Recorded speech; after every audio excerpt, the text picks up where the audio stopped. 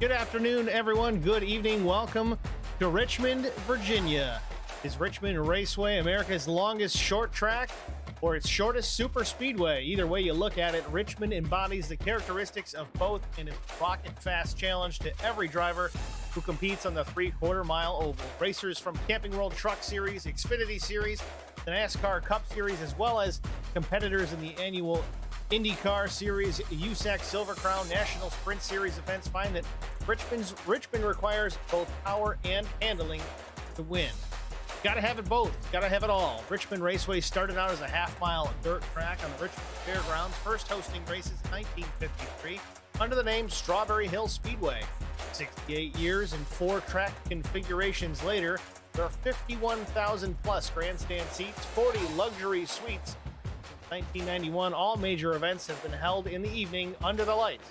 Tonight, as the sun sets over Richmond, it's the end of the regular season for the Superior Class Auto Racing NASCAR Cup Series.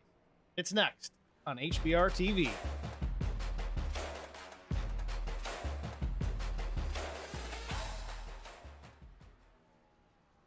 Good evening, everyone, and welcome once again to Richmond, Virginia. Richmond Raceway. I'm joined in the booth with Eric Dotson. Eric, welcome back to the broadcast booth. We've missed you. It feels like it's been forever. It does feel like it's been way too long. What you been up to? Doing anything? Buying new houses? Beds? Nah. Anything fun? Yeah, I've been putting beds together tonight, so still, working on the move into the new house. So we'll get it lined out and get to sit here and call this race with you in the process. Just a couple of minutes left in practice here at Richmond. Jeff Napier on top of the board. Not to say that Jeff's not quick, but I think he might have been doing some funny business to pull off that 21.75 second lap. Hey, we never know. Jeff may be able to put in the time and come here and be a rocket. Oh, I know. I went back and watched the replay. Ooh. Well, thank you, everyone, for joining us here, YouTube and Facebook alike. Really appreciate the support, the follows, and the likes, and the shares, and the subscribes. A little bit of a late start here tonight. Little scheduling conflict with a couple of the drivers. No worries. Only a half an hour later start time. To add to the drama here at Richmond Raceway. It's the final race of the regular season for the SCAR Cup Series. We move on to Darlington next week. Canadian Black, first round of the playoffs. It's going to be a fun one to watch. Oh yeah, the next, this and Darlington will both be exciting races.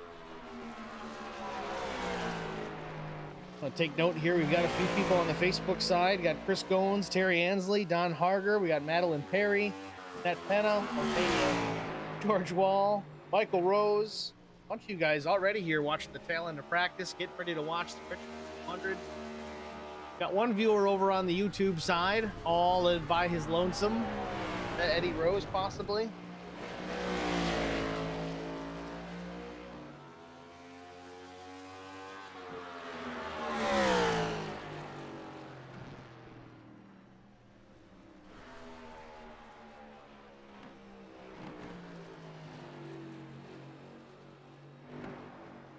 Top 5 on the speed chart as practice comes to an end here in the next 40 seconds. Of course, Jeff Napier, top of the board.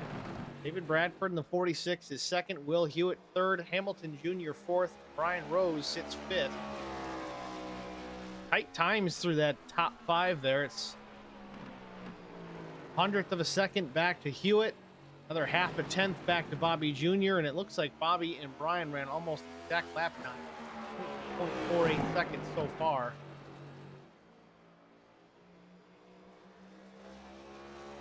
I always liked this track when we were racing it before. I'm not sure how the next gen cars handle here, but I know before coming out too, it was always loose and it was easy to get in that wall coming out of turn 2. So I'm anxious to see how the new gen does with that. Well, with the latest iRacing update to the next gen car, of course, with the Coliseum being added and then the modifications made to the race cars, 670 horsepower package.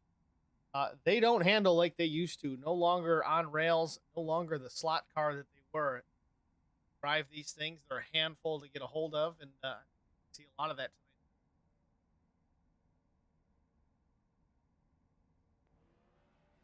Carson Conway first to roll out of the pits to start his attempt at qualifying, the number 72 Country Designs Ford Mustang.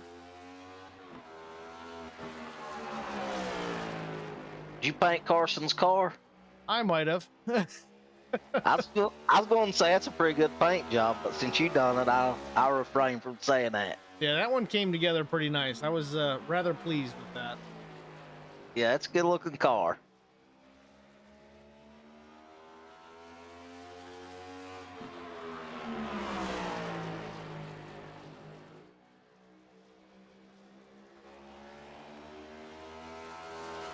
Lap 1 for Carson Conway as he crosses the line, 22.906.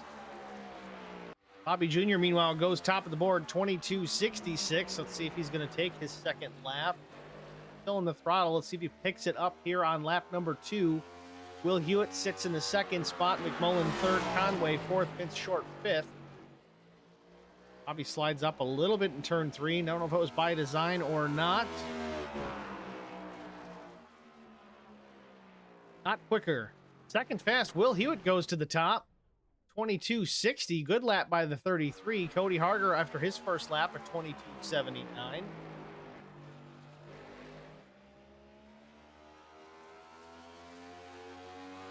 Ryan Rose jumps up to the third position. David Bradford, top of the board, 22.60.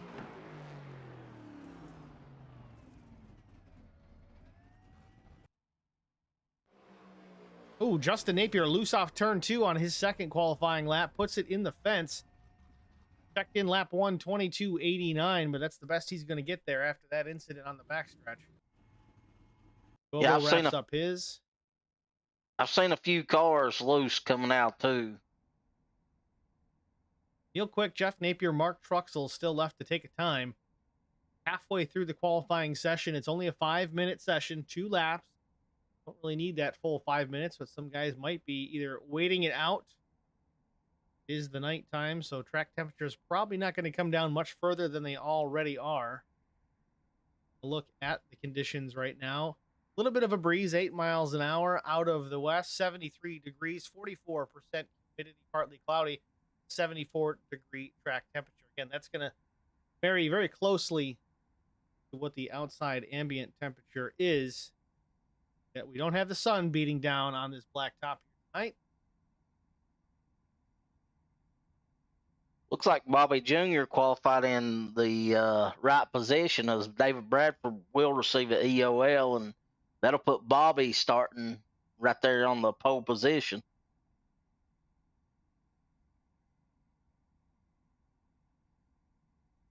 Now Bobby Jr. starting the race in row number 2. Side lane's going to slide up 1 spot. That'll work out good for the 16.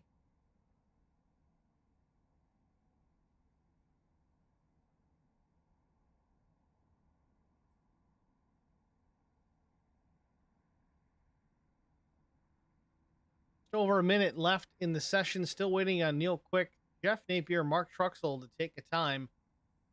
And it might be by design or strategy that these 3 decide not to hit the track. I know Mark Truxell typically likes to be out back, settle into a rhythm during the race. We've got 200 laps around Richmond Raceway here tonight. So plenty of time to get the car underneath you, see what you have, and then start working your way slowly but surely towards the front. Mark Truxell notorious for that. Quietly working that number 5 towards the front, keeping the fenders on it, keeping that car clean. He does it but every single race. It doesn't matter if it's short tracks like Richmond, road courses like Monza, or the super speedways like Daytona.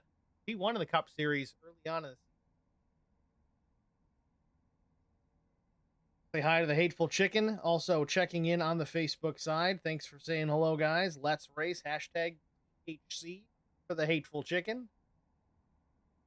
Speaking of the Hateful Chicken, again, primary sponsor here, the Superior Class Auto Racing League. From Cup ARCA super late model. They're in it all.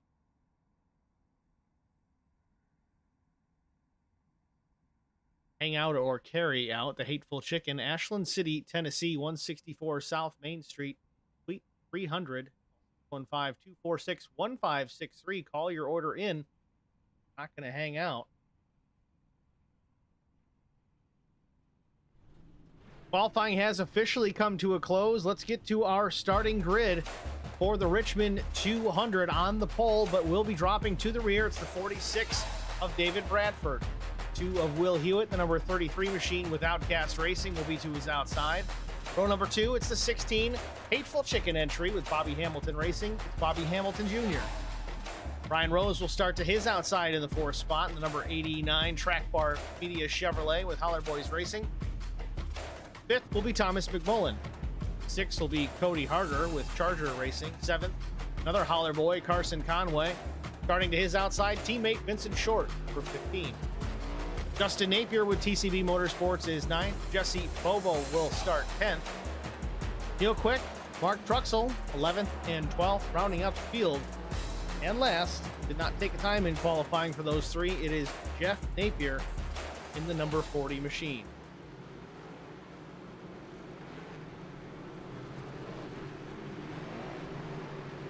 Jeff was the fastest in practice, so he figured he didn't need to qualify.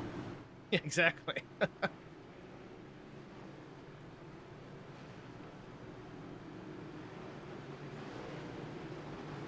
As I expected, 2 pace laps around Richmond Raceway before we get to the green flag. Track's a mile or less. They will usually take 2 formation laps just to get everybody squared away where they need to be before we get to the flag.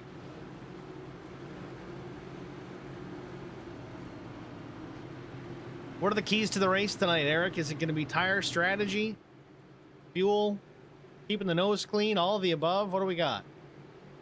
I think it's a little bit of all the above. I mean, we've seen it won on tires. We've seen it won on pit strategy. So I'm anxious to see what this one comes down to.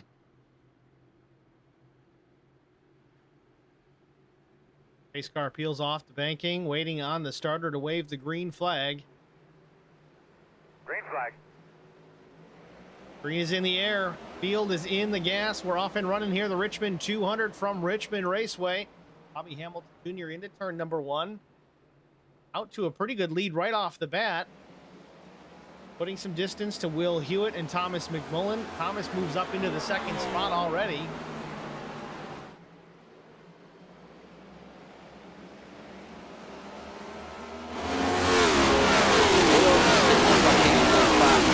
Hard on that outside this early in the race. Some guys want to get settled in. Some guys just want to go for it.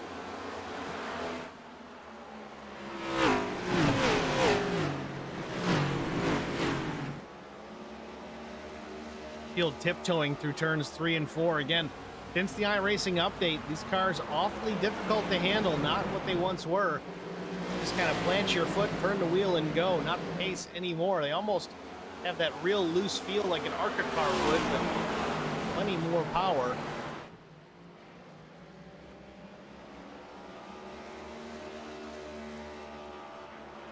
There's no doubt, you know, with these guys just getting the new cars under their belt, that Bobby Jr. would be one of the quickest to adapt to them. And, you know, it's showing right now he's probably adapted pretty well. Well, we put together a practice race the other night, and Bobby was quick. There's no doubt about that. But even he said these cars are a handful. It's going to be a while, I think, until iRacing really gets these things dialed in. They don't really have a ton of data, at least from the NASCAR side of things, to plug into to get them just so. The Gen 6 car that we had for quite some time, the car had been around for a little while, so they had plenty of data to plug in, make the car feel as realistic as possible. These guys, not so much. We haven't even run a true race in anger just yet with the next gen Cup car. Ooh, we got somebody in the wall. Is it Brian Rose, possibly? I think it was Brian Rose.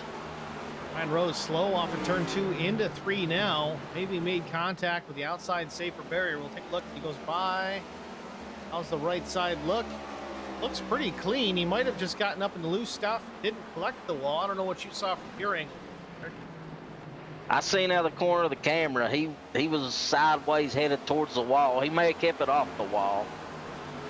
I know he lost about 5 positions there. Brian Rose runs in the 7th spot after that little slip up through turn number 2.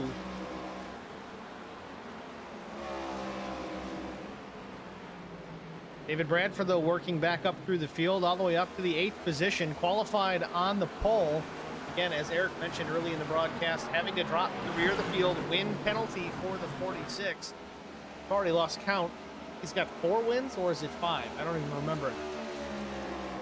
It's a lot. It's a lot. Yeah, that's a good way to characterize it. Yeah, I'd say David won't be as aggressive. I mean, I think they got 5 sets of tires here, and he's lost 2 sets, so he's on 3 sets of tires for 200 laps here. Yeah, I mean, if anybody can save tires, I mean, even last night in the ARCA race, David was down. They had 5 sets of tires to play with. David had 3, and I think they still ended up leaving a set over the wall by the time the race was over with. So if anybody can save tires, make it work with the strategy that he's forced to play, it's going to be David Bradford.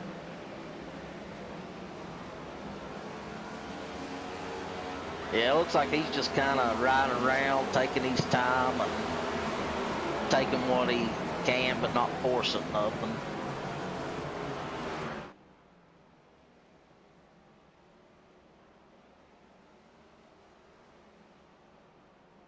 Looks like he moved by Neil quick right there. David Bradford now up to the 7th spot, has Brian Rose, teammate Brian Rose, in his sights. Just ahead of Brian there is the 15. Another team car of Vincent Short, 2 Track Bar Media entries out on track. The red one being Vincent Short, blue, silver, and white being Brian Rose.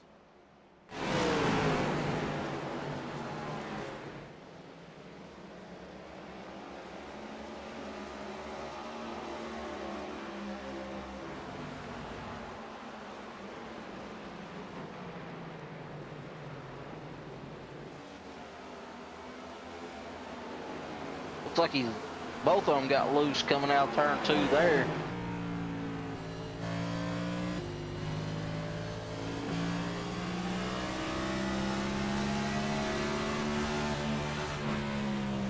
To the inside.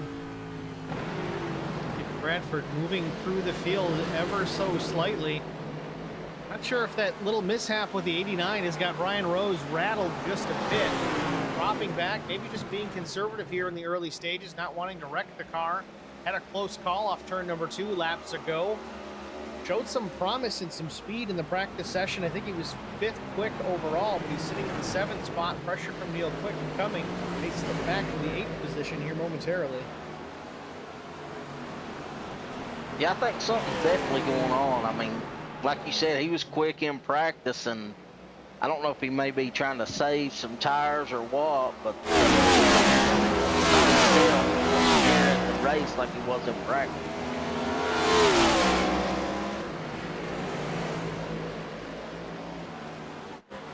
Up front, though, it's still Bobby Hamilton Jr. doing those hateful chicken colors proud. 17 laps in. He's led them all so far since the drop of the green flag. We've been clean and green since the outset of the race. Bobby's got a 1.6 second advantage over second place Will Hewitt. Will Hewitt got back by the 0-2 of Thomas Mcmullen. Not quite sure when he was able to do that, but Will showed some pretty good speed in the practice session as well.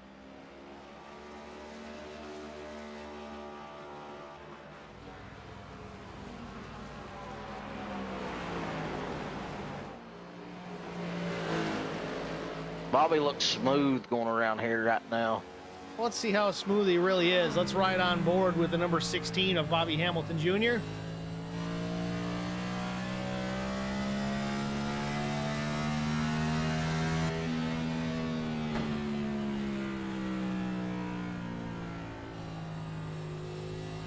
I don't even know that he's using the brakes going into one. He's letting off the throttle right at the start-finish line. He's only using 4th gear. Yeah, I was noticing these RPMs. If you all look on the left-hand side going down the front stretch, I mean, he's redlining about at the start-finish line. 9,700 RPM going into turn number 1. He's holding it there just for a moment.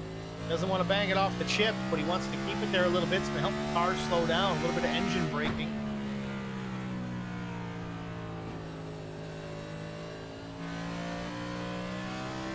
View to the back, looking at the 33 of Will Hewitt out the back window of Bobby Hamilton Jr.'s car.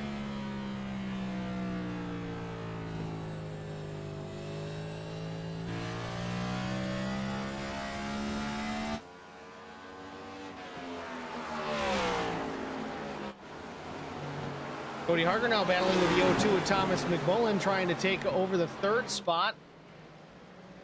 Cody in the 66 down low, Thomas up high, the 0-2. He battles back on the high side.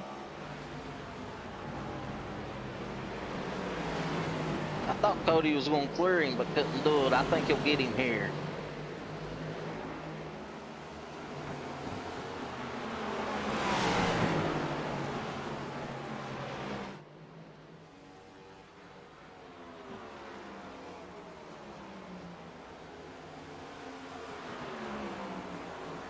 And here comes David Bradford into the mix, right to the back bumper of the 66 of Cody Harger. Going to follow Cody through, maybe take over the spot from Thomas Mcmullen as well. Maybe not. Thomas has a clearing there, but David tries to stick the nose in down low. Thomas gives him the position on the low side. Seemingly, Thomas has a little bit better handling up in the top lane there, at least trying to hold on. Had the opportunity to dive down, didn't take it. Bradford, the number 46 Crown Royal Peach Machine, takes over that spot. Move Thomas Mcmullen to the top 5, the 5th position. David Bradford now starting from the rear after 24 laps, sits 4th.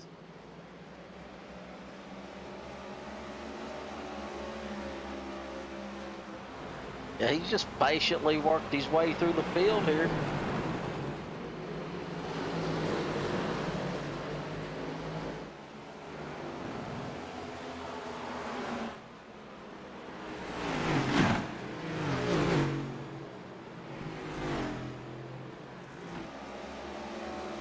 Here he goes to 2nd. David Bradford on a charge. Won't be long. He's going to be knocking on the door of the 33 here in a little while. I know he's got about a straightaway to make up, but the pace that David's putting down right now, it's not going to be long. 3.8 seconds will go away in a hurry.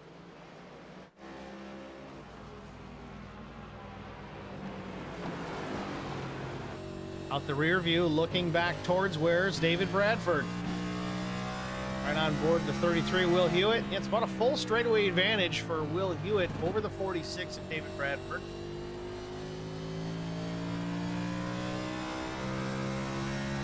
About 4 full seconds back to the 46 and another 2 seconds forward to the 16.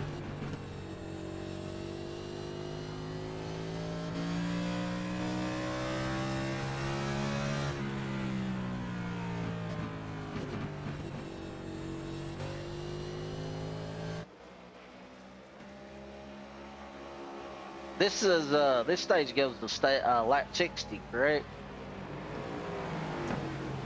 Yeah, I think that is the case. I will double check to be certain, but I think you are right there, Eric.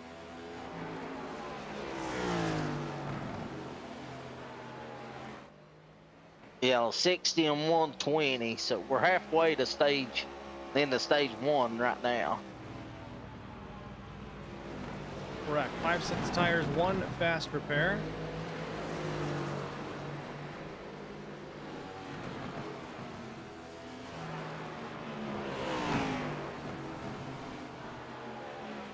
I feel like these guys has put in the practice this week because I was expecting a caution early on with, you know, it just being Richmond and kind of loose and the changes to the car, the updates. But these guys has held it under them. Well, they definitely put some practice in. It wasn't a big field that night, but guys certainly have taken some time, done their homework with this new car, especially with this new package on the Next Gen Cup car. Not easy to get a hold of. So far, so good, as you said.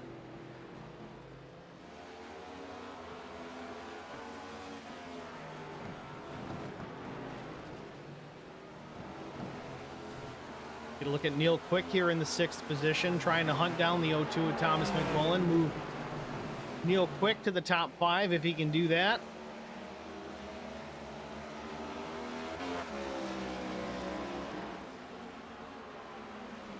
Sounded like somebody's shifting out there. I'm not sure if Neil Quick is grabbing a gear off of turn 4. Think we could ride with him and see? We can. Right on board with the 2 of Neil Quick.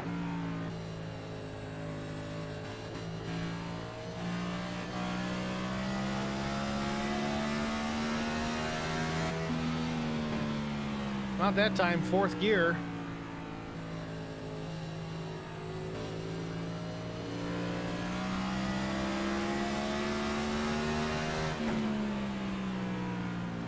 Trying to put that nose in there, ain't he? He's definitely quicker than Thomas right now as they work off of 4.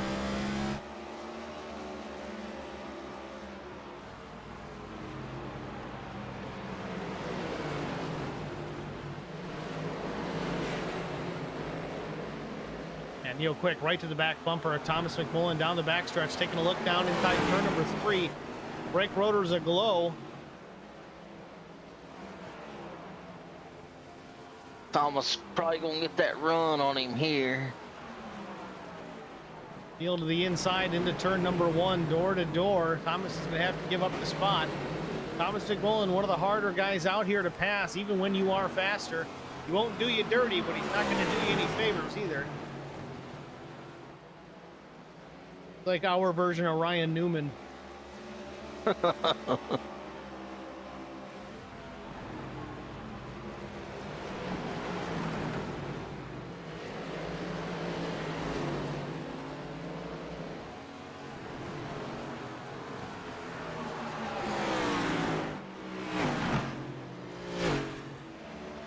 It looks like a lot of these guys that we've rode with, they're leaving that 5th gear at the house today.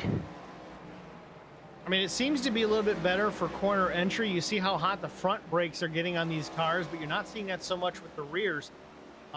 Really, the best reason for that is they're using the drive line to slow the car down.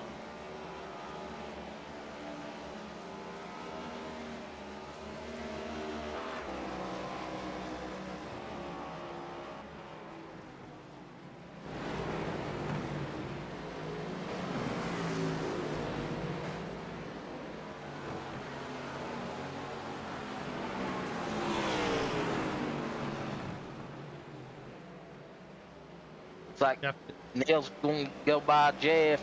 Jeff was our quickest in practice, but he wasn't able to bring it to the race yet. I think Jeff may have failed pre-race tech inspection, had to make some adjustments to that number 40 machine.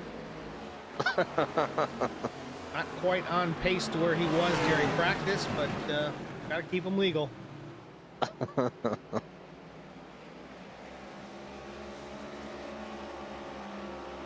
So far, this is the battle on the racetrack right now between the 2 and the 02. Neil Quick in the red machine up front there, and the maroon and black colors of Thomas Mcmullen in behind. Thomas has either learned something or the car is starting to come back to him. He's right there, less than a car length off the back bumper of the 2 of Neil Quick. It's like he drove Adney in a little harder, but other than that, it looks like he's been faster than Neil the last few laps. Pretty close. It's maybe a 1/10.5 different between Thomas and Neil. Actually, no, I stand corrected. The 100th of a second lap time difference between the 2 and the 02 right now. Neil's going to have to negotiate some lap traffic here in a minute, though. We'll see what that does to this battle. It's like Carson's just going to let him go. Lead lap cars, the positions, lets them run away with it. Carson knows that caution's coming soon. Right now, he's the first car a lap down, so he'd be the one to receive the lucky dog. Jesse Bobo not quite a lap down. Bobby Hamilton Jr. is back in behind him, maybe 3 to 4 seconds back. Bobby may catch him at the pace he's running right now.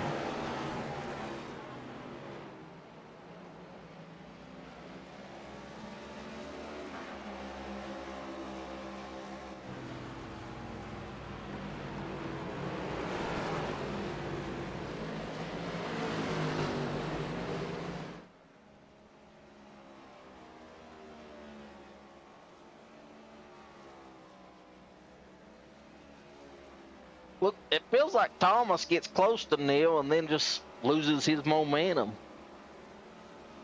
Well, I think Neil's kind of running the same line that Thomas wants to run, which, yeah, it's great if you're just trying to follow the guy and keep up with him. But if you're trying to make a move and your car runs better where the other guy is, it's hard to really finish that move, close the gap. You got to go high or low and go around. And if your car's not turning or doesn't have the grip up high, it's not going to happen.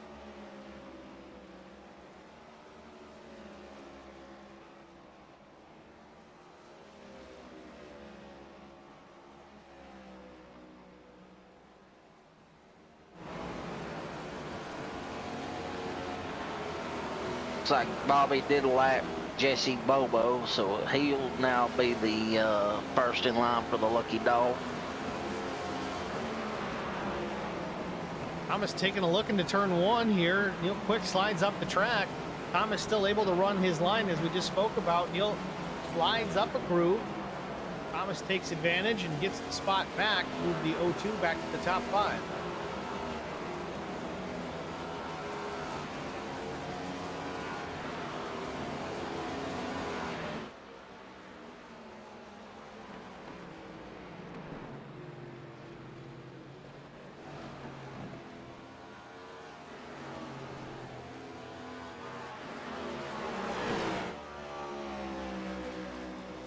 Back near towards the front, Will Hewitt still runs in the second spot, 2.8 seconds in behind leader Bobby Hamilton Jr. Little loose off turn 2 there for the 33 machine. Think that's overdriving or the tires getting a little wore? I think it's just tires at this point. It's coming to the stage. He doesn't have a whole lot of pressure from behind. He's got 2.6 seconds. David Bradford in third, and he's got plenty of time up in front to catch Bobby Hamilton Jr. I think you ride this one out, collect the stage points, which is so important. Get your pit service when you get the opportunity, and you go from there.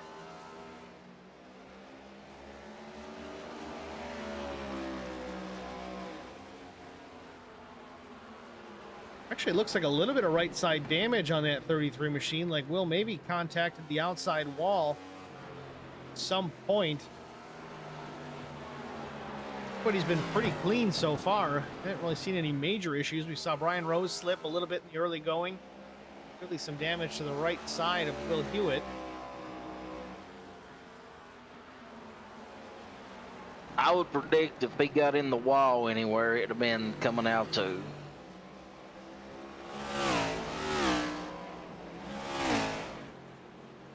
Yeah, you're probably right. The banking off of 2 just falls off so rapidly. You don't have that long arcing straightaway like you do on the front stretch, so it's a good possibility. If you're going to smack the wall, that's where it's going to be.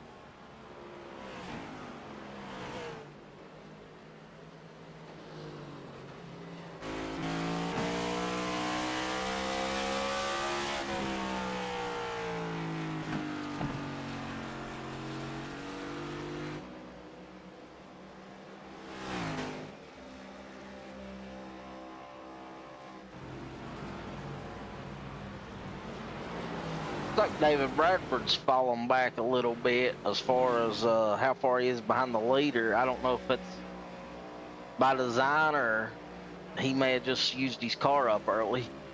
Well, again, David's only got 3 sets of tires, I believe. Down to 3, yeah, he's lost 2 sets. So he's not going to push any harder than he has to. He has gained a half a second on the 33 of Will Hewitt, but I don't think he's worried about catching Bobby right now. It's, again, so early in the race. We're just past lap 56. We're just shy of the end of stage number 1.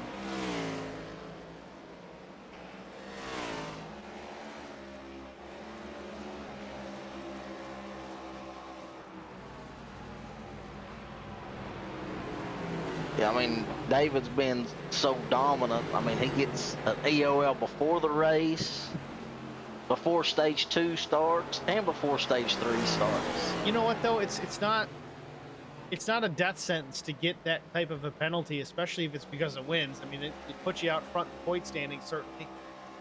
But the win penalty, putting you to the back, especially with a guy like David Bradford, he's good at strategy to begin with. But if you force his hand and say, look, you've got 3 sets, You got to make them last to the end. Oh, by the way, you're starting at the back and you're starting at the rear at the end of the second stage.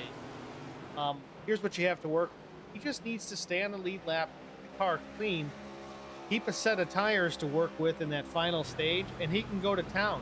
He's got 13 cars in the field he's going to have to carve up. Not impossible for David Bradford to do. We've seen him do it many times. I don't think it really hurts him all that bad. Yeah, he's got to play tire strategy a lot more than the rest of the field. He's good at that. I don't think it's that much of a detriment. I agree 100% with you. Looks like this will be the last lap before the stage is over.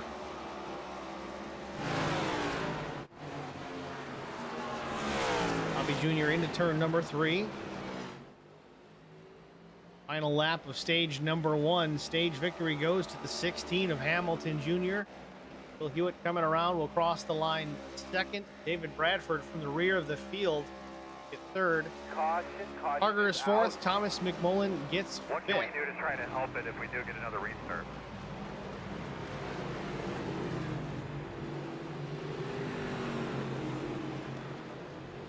So far early on, Bobby's showed some strength, but you know it's still early.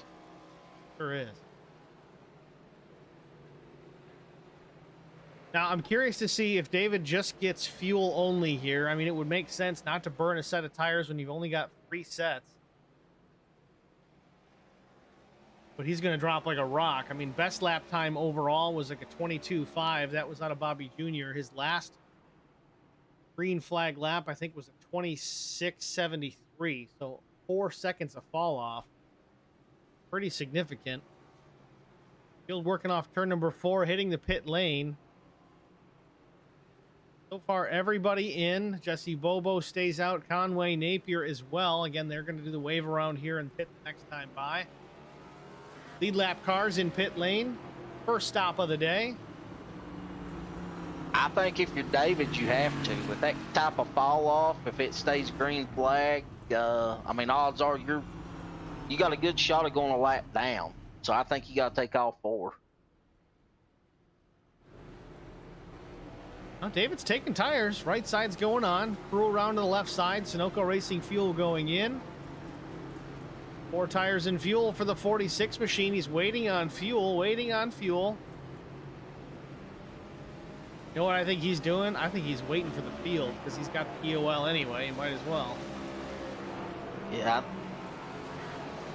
I was like you. I was thinking, would he take tires or wouldn't he? But you know, with that type of fall off, I mean, he would have probably went a lap down, even as good as he is, you know, just because of the tire fall off. Yeah, 4 seconds a lap. Absolutely. Vincent Short hits the pit lane. Some right side damage on that number 15 machine as well. Not sure where he got into it. And no cautions, no multi-car wrecks. Carson Conway showing some right side damage. Looks like everybody's getting their Darlington stripe a week early here at Richmond. We get them out of the way and not worry about it next week.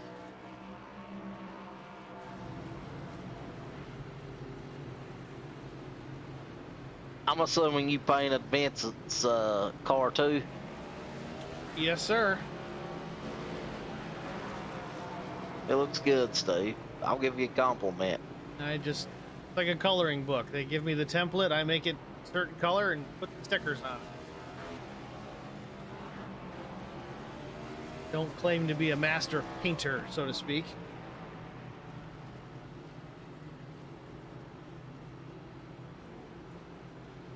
Bobby Jr. back out front after the pit cycle. We're going to take a short break and get a word from the Hateful Chicken. We'll be back after this.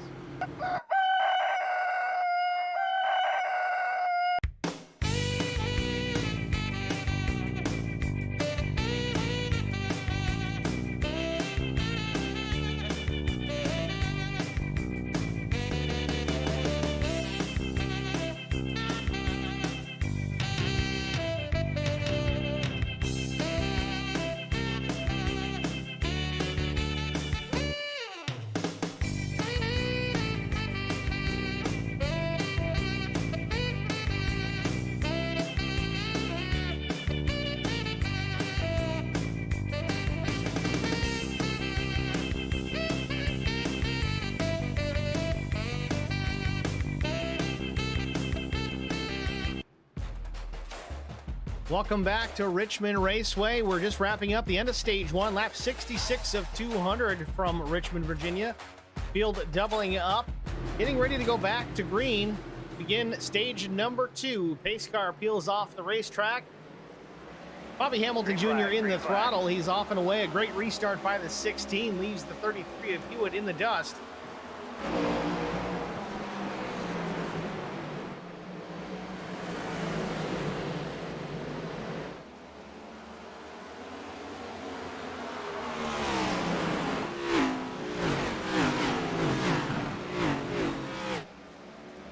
Looks like Bobby's going to continue where he left off.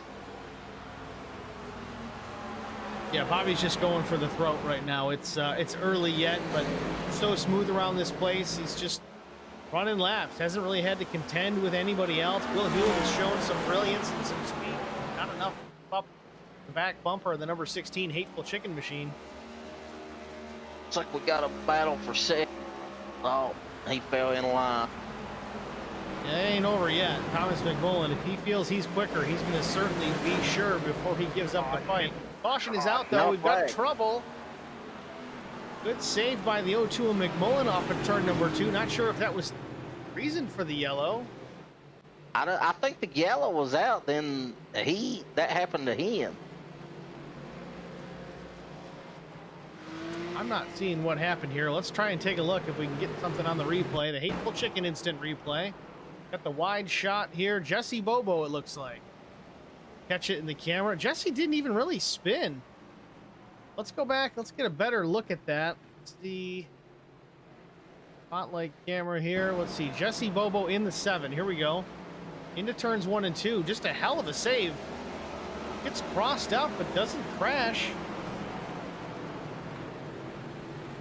Somebody jumping the gun with the yellow flag here this evening. Either way, we're back under yellow the second time of the night.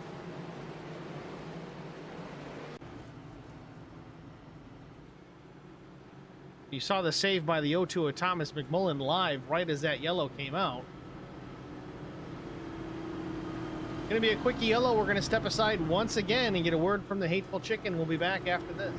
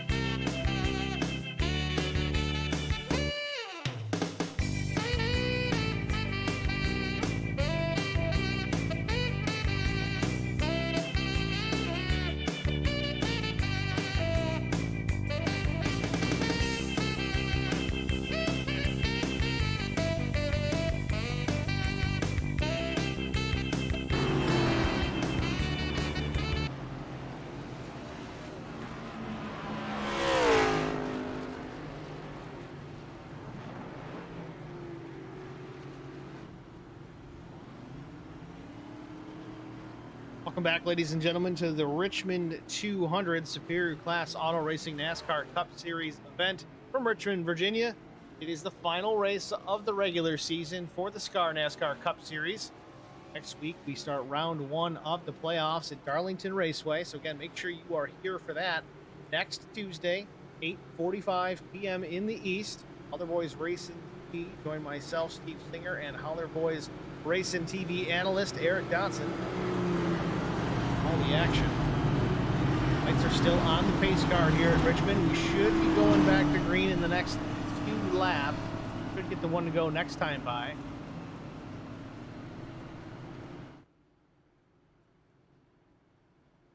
Well, Eric, we're 73 laps in of 200 here from Richmond. What's your take so far? It's been a pretty dominant evening so far by the 16 of Bobby Jr.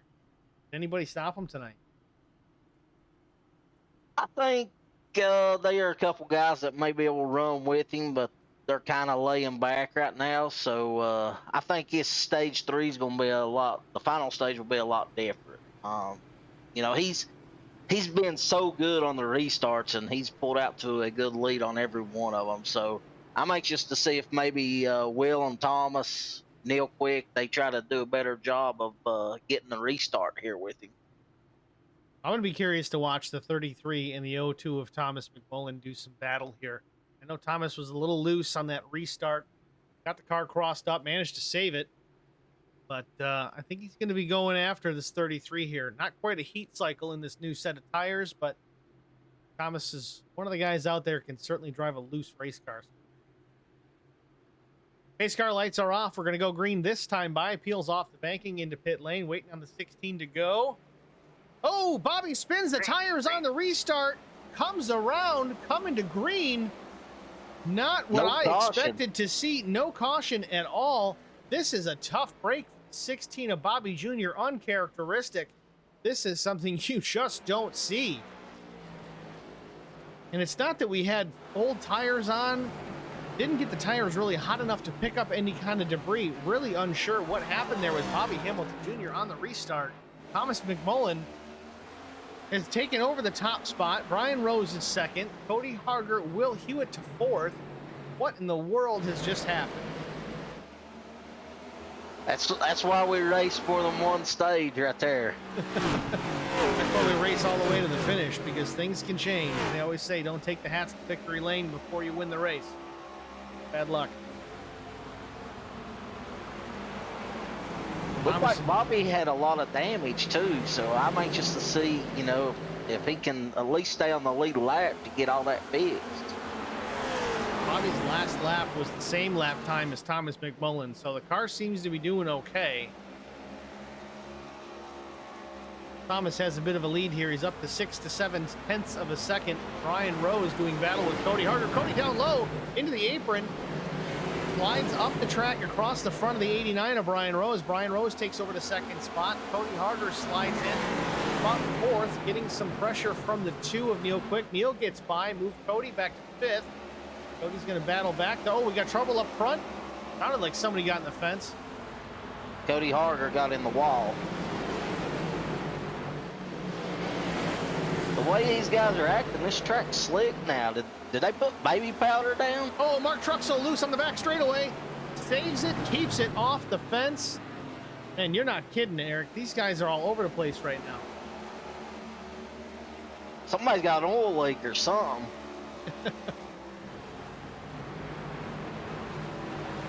I mean, we've seen a bunch of uncharacteristic moves. This right Vincent Short into David Bradford. Vincent Short loose off of turn number 2. Door slams the 46, trying to save the car. Not sure what kind of damage the 46 is going to have after that. Definitely some right front fender damage.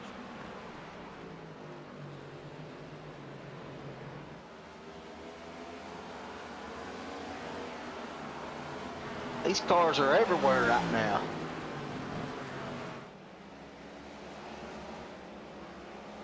Definitely hard to keep track. These guys are slipping and sliding all over the place. Caution's out. Vincent Short officially has crashed now. Finished the job, unfortunately, for the 15.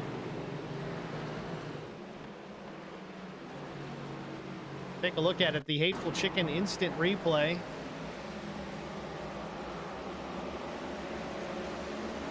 Ooh, Vincent loose off turn number 4.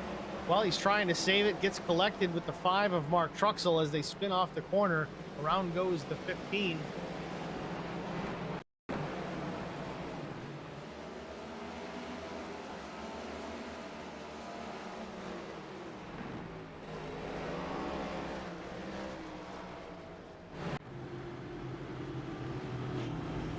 Well, that's actually a good break here for Bobby Jr. He's got an opportunity if he wants. He's the second to last car on the lead lap. He can hit the pit lane. Looks like a few of these guys are. Neil Quick faked it, maybe not. Cody Harger definitely in the pits.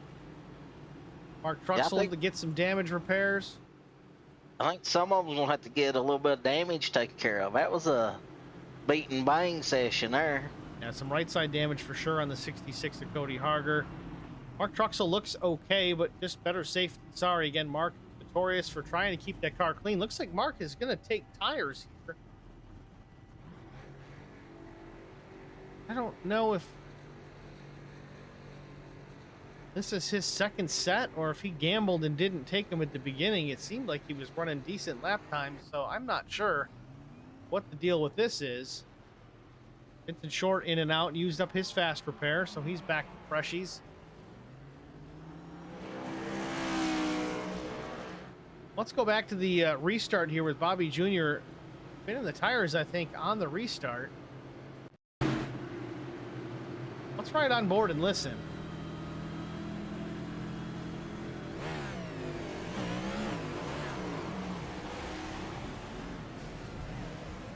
Definitely spun the tires.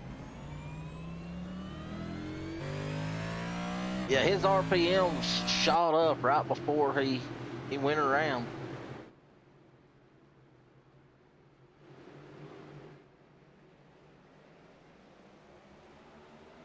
Can we go back to the in-car view? Of Bobby? Yeah, I want to look at some.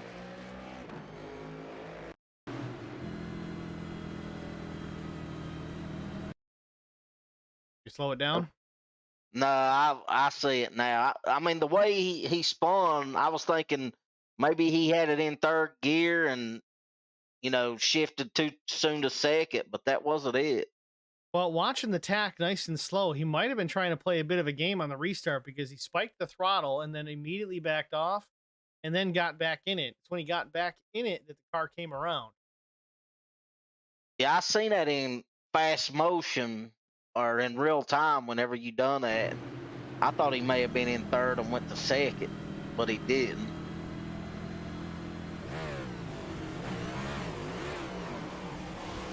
Yeah, he hit the gas and clutched it.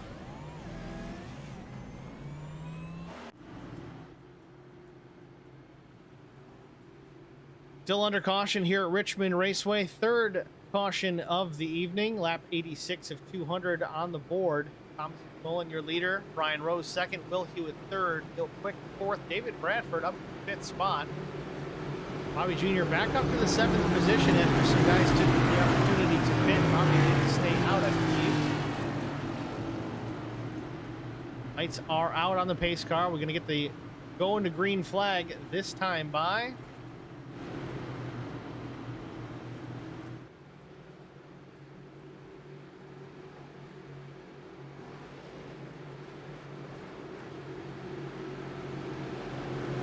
He money shifted us, what we got in the comments.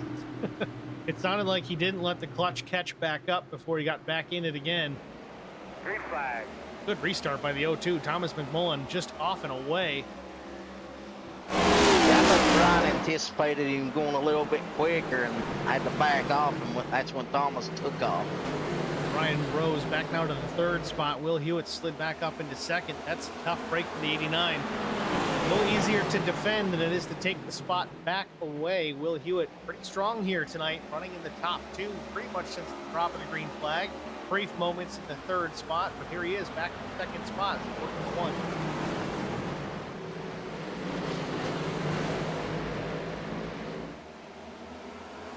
It's like Brian's looking everywhere to see if he can get some grip to go to second.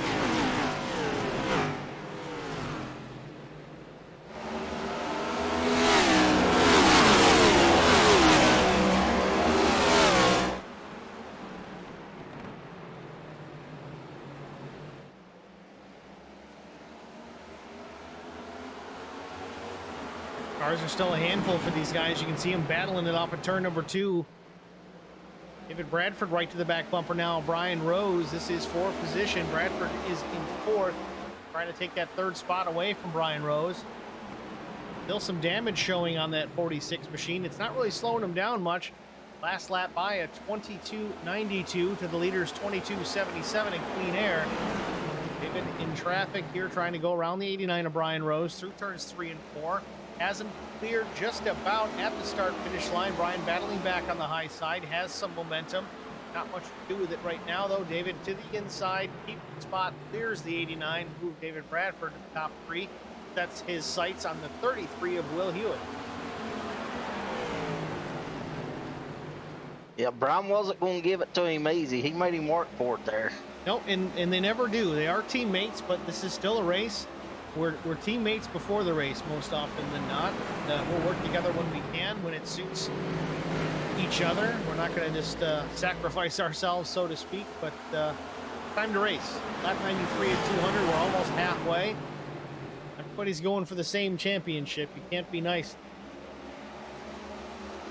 Yeah, out of all the teammates I've seen, Brian and David, I feel like they probably race each other harder than any teammates I've seen.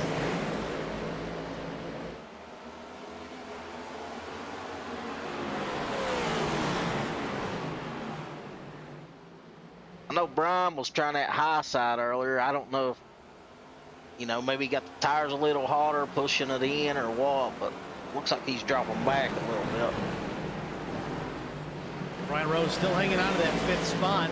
Bobby Hamilton Jr., though, after a very uncharacteristic mistake on the restart, is in 6th position, putting pressure now on the 89 of Brian Rose. Bobby Jr.'s last lap at 22.98. Fastest lap on the track was a 22.63. That was Cody Harger.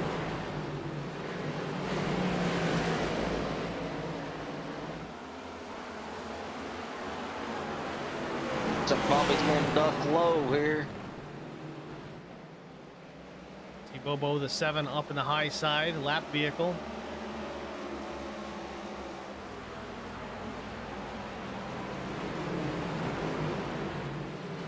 Brown able Vincent to Short to the bottom of the 16 there.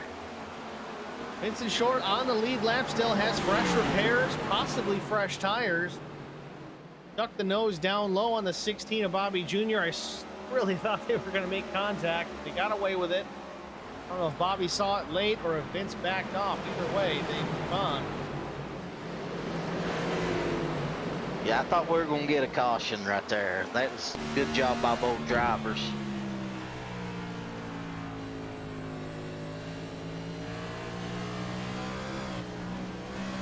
Ooh, Bobby's pedaling it off a 4. Gives the low side to Vince Short in the 15.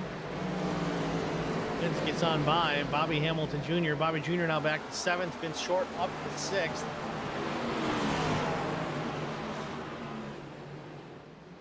Vince's pit stop time was 15 seconds, including a fast repair.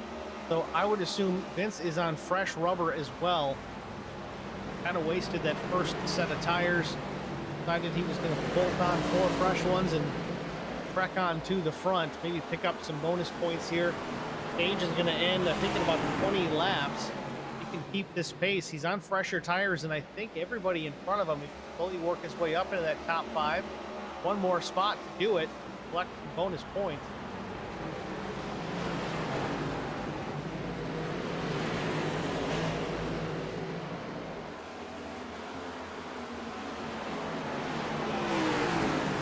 Yeah, if he's going to make a charge to the front, he needs to start it now. I mean, this is one of the more difficult places it is to pass. I mean, you almost have to set up passes here almost a lap ahead of time. I mean, have an idea where you want to catch them, where you want to make your move. Otherwise, if you just kind of dive it down late, run a risk of spinning the guy in front of you and taking yourself out with him.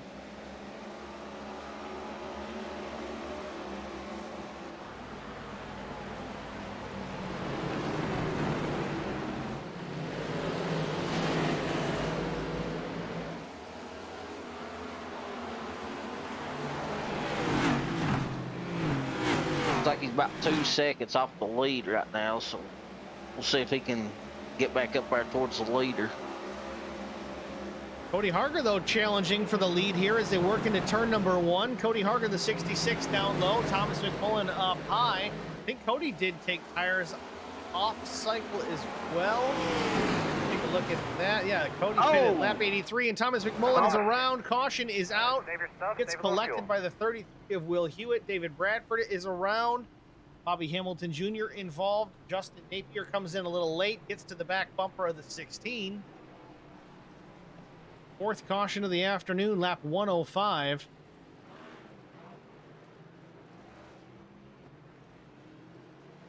I don't know if David went in hard or what happened there. Well, let's take a look at it here. The Hateful Chicken instant replay. Watching the 0-2 of Thomas Mcmullen. Oh, wow. David locked him up going into one, got to the 0-2.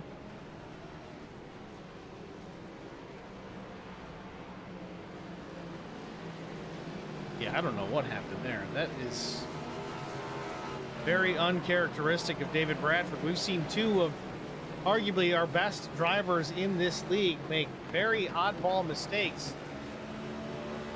Go back and look at it again. I want to see it from David's camera.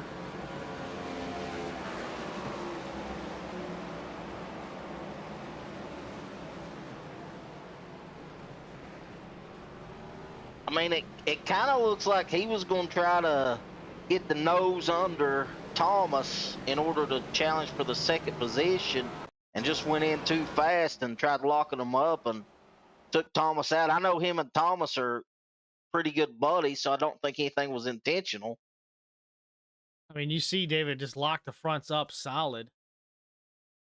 Yeah, I think he was maybe trying to just get that nose under there. That way Thomas couldn't come down. Yeah, I don't know, man. David drove it in really deep. That's just very rare for him to do. Nowhere for Bobby Jr. to go as he gets right in the back of David Bradford.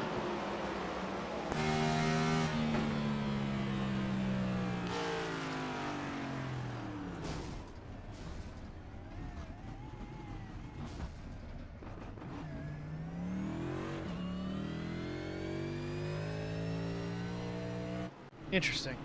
Well, there you have it.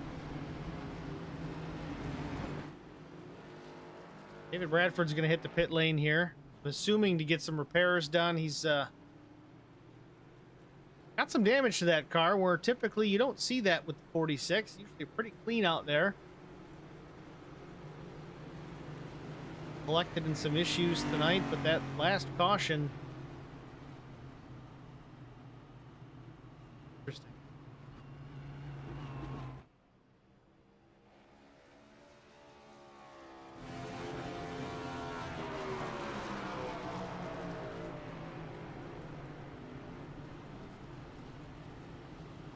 David's not going to burn the fast repair here. He's going to do it the old-fashioned way.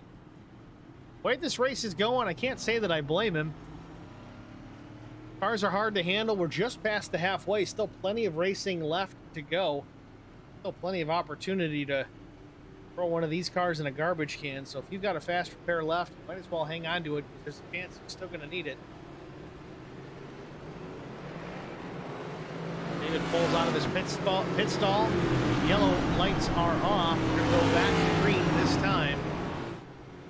Cody Harger, your leader. Will Hewitt, second. Brian Rose, third. Vince Short, fourth. Mark Truxell, fifth.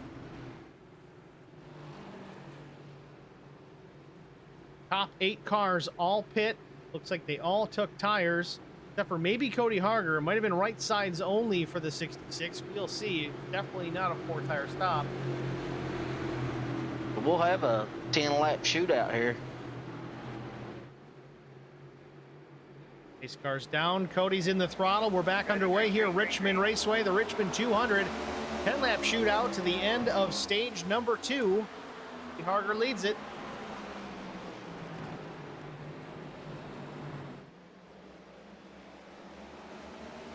Will Hewitt trying to make a move here.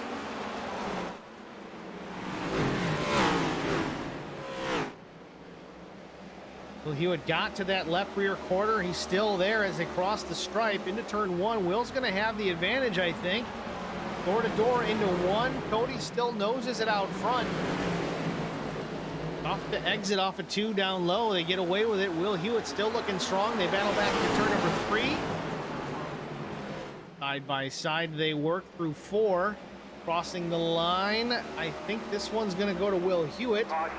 Caution out again, though. What do we have? Not sure what happened there. Yeah, I'm not seeing it either. Oh, Mark Truxell, Vince Short looks like having an issue on track. These two came together earlier on in the race as well. Let's see what happened.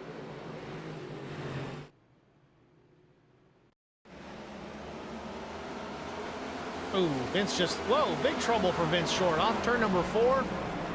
Gets loose, Tank slaps it, gets crossed up in front of the 5 of Truxell. Mark lands literally right underneath the 15.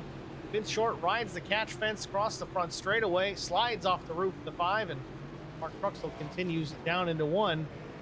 Tough break for Vince Short. It's been a rough night for the 15.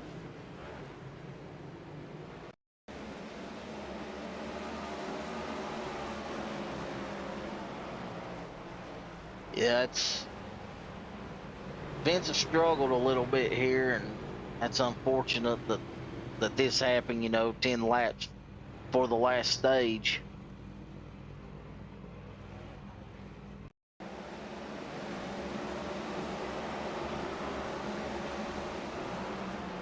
It looked like he just got a little loose and overcorrected.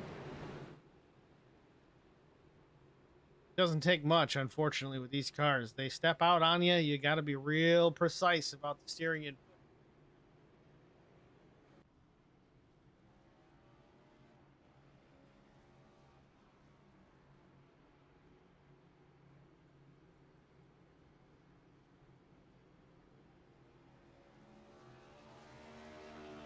John Harger says the stream locked, but I'm watching it on my cell phone and it's still working just fine. So maybe if we reload, Don, give it a shot, it's okay.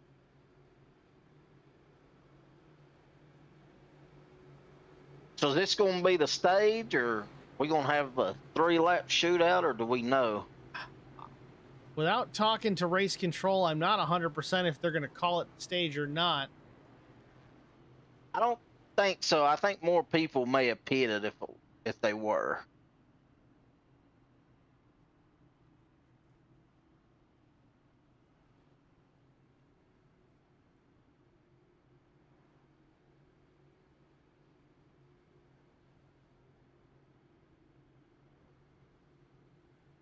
Yeah, Don, maybe reload or reduce your video quality. I've got no event logs or anything streamed good on my end. But again, thank you for checking in and letting me know. Anytime that happens, don't hesitate to let us know, because sometimes I may not catch it.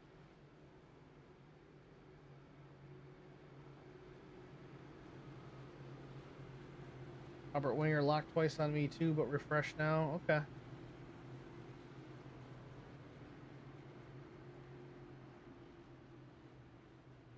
Eddie Rose, that was a hateful chicken. Yeah, sure was. Mark Truxell wearing Vincent Short as a hat.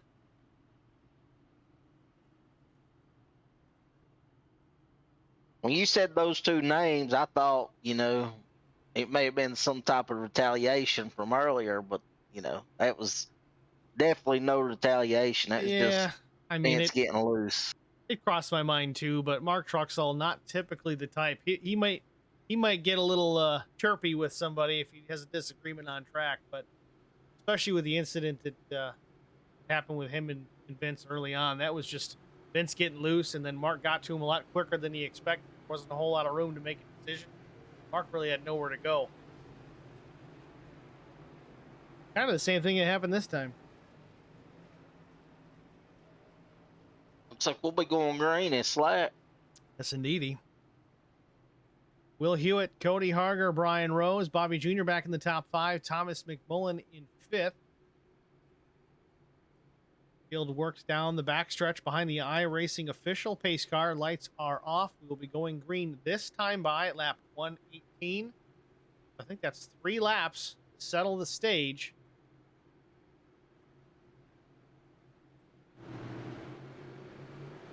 Cars in. Will Hewitt in the gas. Not a great jump by the 33, but good enough. Brian Rose seems to get a decent jump on the 66 of Cody Harger, taking a peek to the 2nd spot as they work into turn number 1.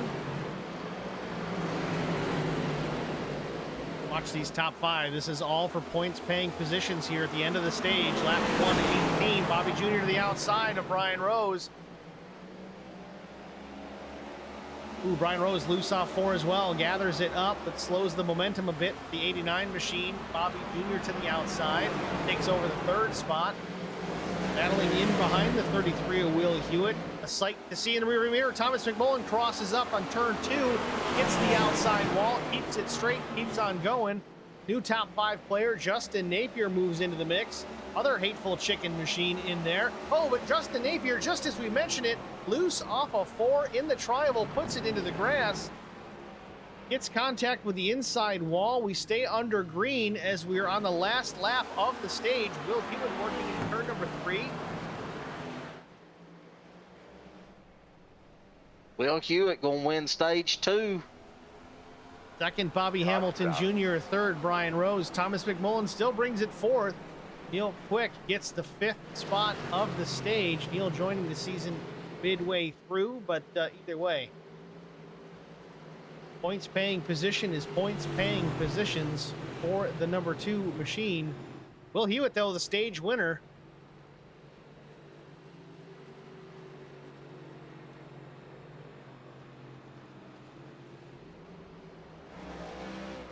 Will's been close the last few races, so And it looks like we may have had a bigger issue after that.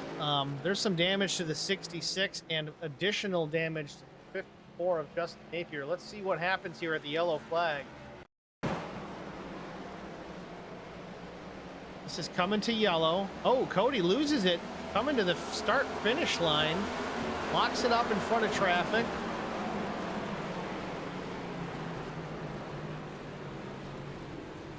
Oh, right in front of the 54 of Justin Napier. This is after the yellow comes out. Contact made between the 54 and the 66.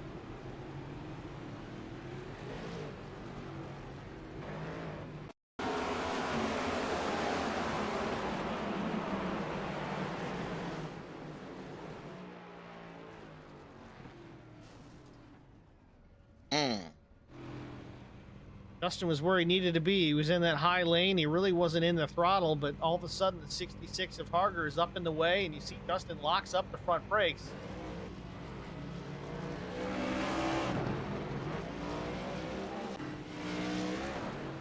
looks like that hurt Justin worse than it did Cody. Well, Justin had just gotten into his own incident previous lap, got into the inside pit wall there. Across the start finish line, so he was already damaged, and then added that to the pile. A lot of bent sheet metal here at Richmond Raceway tonight. All right, we're going to step aside. This is our stage 2 break. We'll be back after this.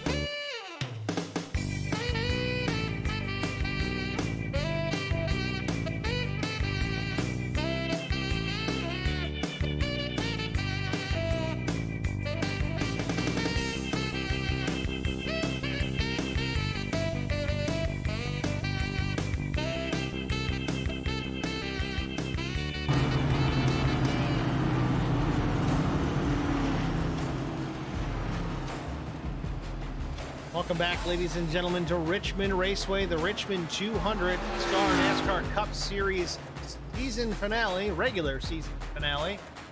Bobby Hamilton Jr., Will Hewitt, Brian Rose, Neil Quick, Justin Napier, your current top 5. Wrapping up the stage caution here for stage number 2. Quite an eventful last couple laps of that stage. It was a 3-lap shootout to decide that. Not really much of a shootout as Will Hewitt kind of drove away from the field, but we had some action in behind it. Justin Napier getting into trouble off of turn number 4 into the dog leg, so to speak. Spins the car, not all the way around, but does make contact with the inside pit wall. Then the caution comes out. Cody Harger has his own incident in the same spot. Coming across the start-finish line, yellow flag comes out for the stage.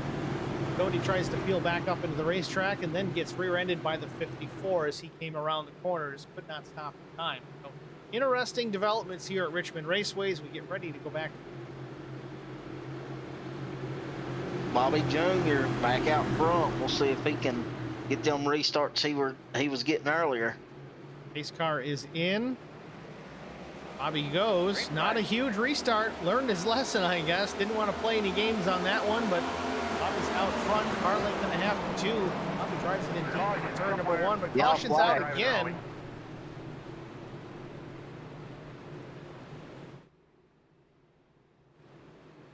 Not sure Was what this happened. Carson? Could have been Carson Conway.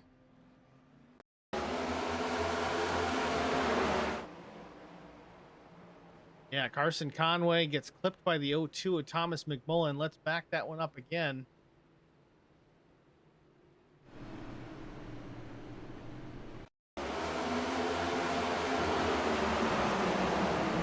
It's like Carson is just out of the throttle way early. Could be.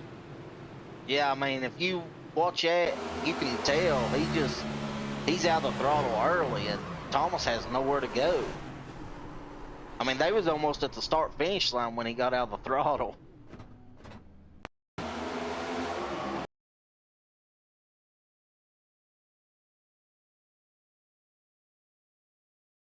Yeah, and really there for Thomas, you're already just about to start your turn in as it is. David Bradford sneaking in here. He's going to get a piece of this too. Bradford banging up the left and right front. That'll make it even. Yeah. Yeah, looked like Carson, I don't know if we got a in-car view of him, but it looked like he just got out of the throttle way early. We can certainly take a look. Do you want rear facing or front? Front facing where we can see his RPMs. Yeah, he wasn't all the way out of the throttle, but he did check up. Yeah, that's unfortunate there. I think Carson was just trying to maybe get out of the throttle early and maybe get to the low side, and Thomas had nowhere to go.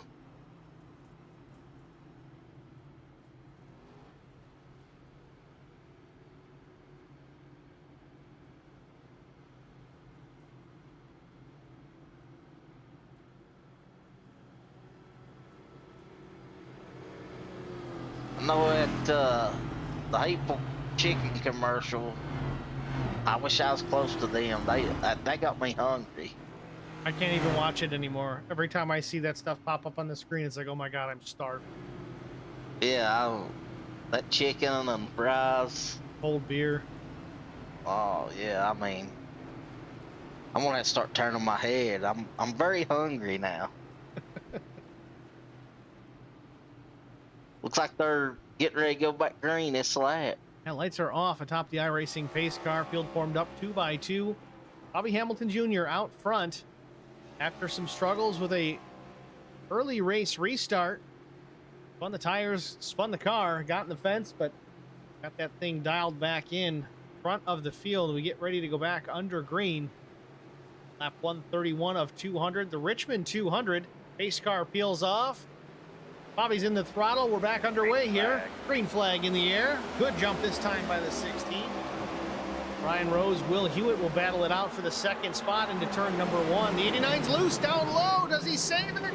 Yes, he does. An incredible save by Brian Rose. Drove it in deep.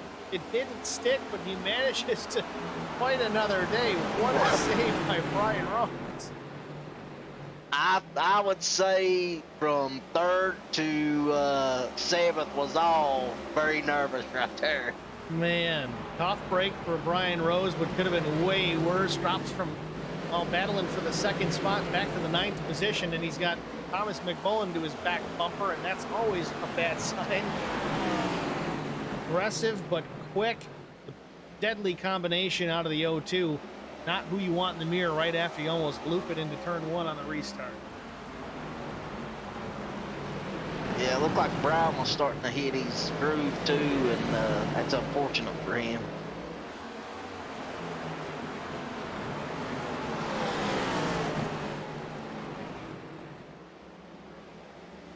Back up front, it's Bobby Hamilton Jr. in command. Will Hewitt, though, right there in that second spot, maybe a car length and a half back.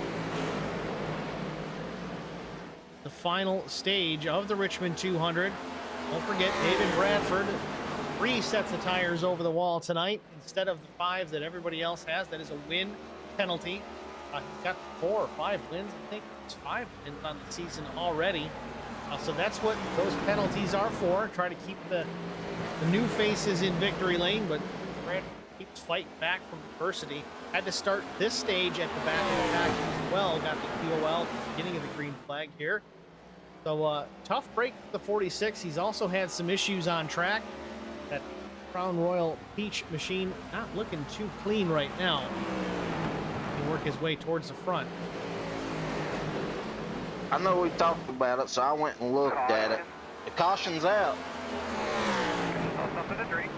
Do a deep breath. Not sure where. Not getting anything on the live timing either. That's been delaying awfully slow as of late. Check it. It looked like maybe Brian Rose in the wall. I'm not sure. It was a white car, I think. Definitely Brian Rose, the 89 machine in the fence off of turn number 2. Let's go back again. Let's see if we can get a better look at this one.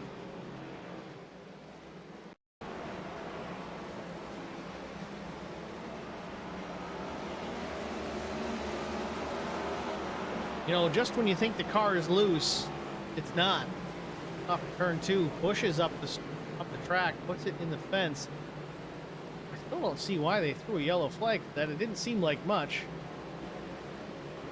Yeah, I looked to see if one of the admins threw it. Maybe it's Thomas Mcmullen. Maybe Brian was mirror driving and got in the wall watching Thomas there. Oh, he tank slapped it on entry. Another good save by Thomas Mcmullen, though. These guys, it's been loose. It's been difficult to hold on to, but a couple of them had some incredible saves.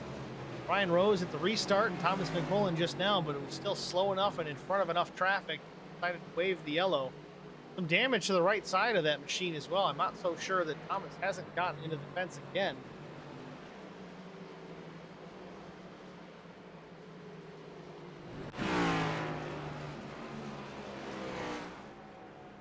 So back to David Bradford and the wins. He has 5. So we know for sure he's got 5. Bobby Jr. has 1 win. Brian Rose has 1 win. Cole Ansley has 1 win.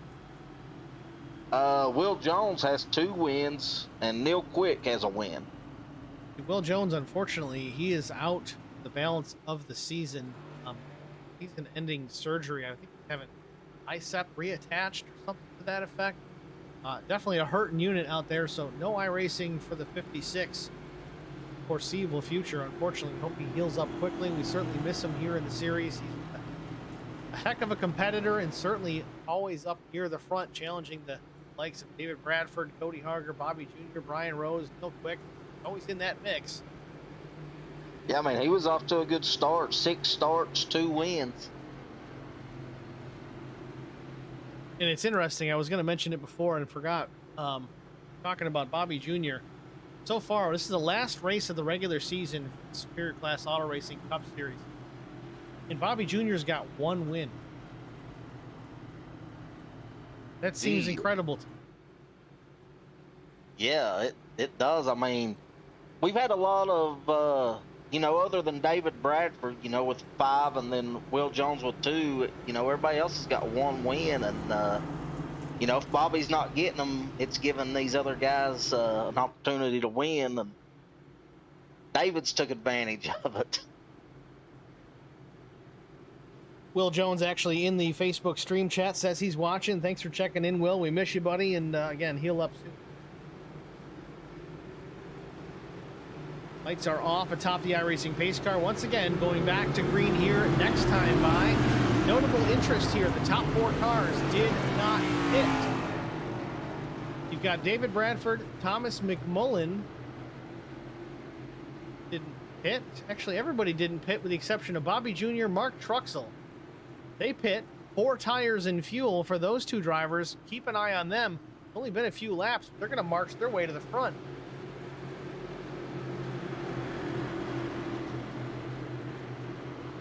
Front row as we go back to green, Will Hewitt, and to his outside, the 54 Hateful Chicken Machine of Justin Napier.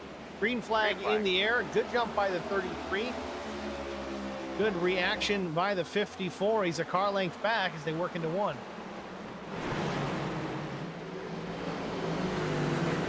It's like the 54 is going to see if he can get up there and take his lead. I'll tell you, watching the 54, it seems when he can sniff the lead, he's got an extra gear in that car, and he just puts forth a little bit more speed, and he can catch him. See if he can do anything with Will Hewitt, though, as they work into turn number 1 here, lap 144.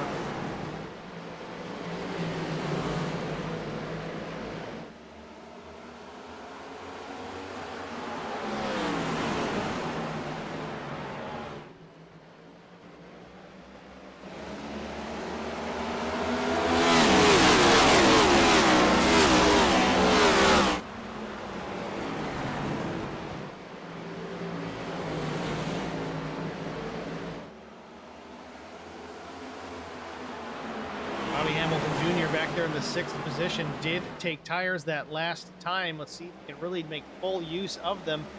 Lap 146 goes up on the board. Will Hewitt still out front. Justin Napier in 2nd. Carter 3rd. Neil Quick is 4th. David Bradford up to the 5th spot. It looked like Justin just maybe scraped the wall on that last lap. Well, I want to say wow, but it seems like everybody out there has gotten a piece of that outside safer barrier off of turn number 2 at least once or twice tonight. I think the only one that I don't see damage on, but we did early on, was the 33 of Will Hewitt. Oh, Cody Harder spinning. Nope, saves it. Nope, nope, nope. He goes around off turn 2, makes contact with the inside wall. We stay green. Will we get a yellow? Yes, we will. No. Okay, quickly tell me what you think you had there. Seems like these guys are just trying to push the extra 10th, trying to get a little bit quicker, and it just bites them. They get into that 1 and 2 combination, and the car gets loose. He might have had it saved. Let's go back and take a look, though. I think there was some contact with David Bradford late in the spin.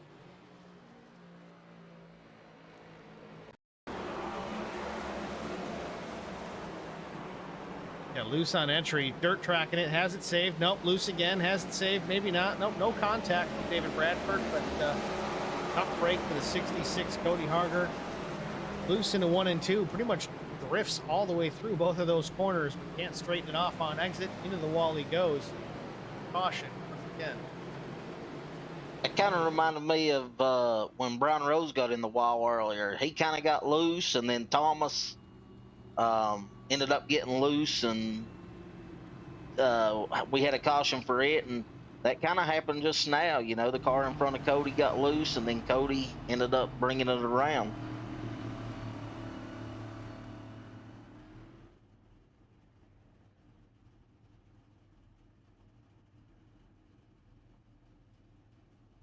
Looking back at the stream chat, Nikki Short made a mention earlier when we were talking about trying to get to the Hateful Chicken because we're hungry. She says, road trip to the Hateful Chicken. Sounds like a lot of fun. Also sounds like we're going to get in a lot of trouble if we do something. I'm in. Do it. Scar road trip. It's funny, actually. One of the other leagues I broadcast for, the OG Racing League, I get them 3 nights a week. They're a real tight group. They've been doing this a long time. They've actually got an OG vacation plan where they're all going to get together and go on a 7-day cruise. So I thought that was pretty damn cool. If they can do that, we can all get together at the Hateful Chicken. Yeah, that would be fun. We got to make sure, you know, nobody's got any beef. I know in the drivers' chat, sometimes it might not be good for these drivers to be around each other. We'll have to do it in the off season. Yeah, we'll have to do it in the off season when all the tempers are kind of at bay.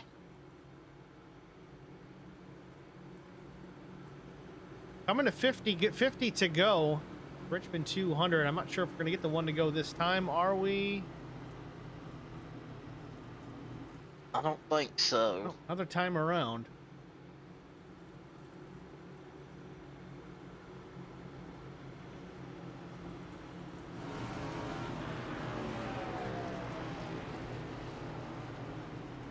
So, Bobby has the freshest tires out of the top 6.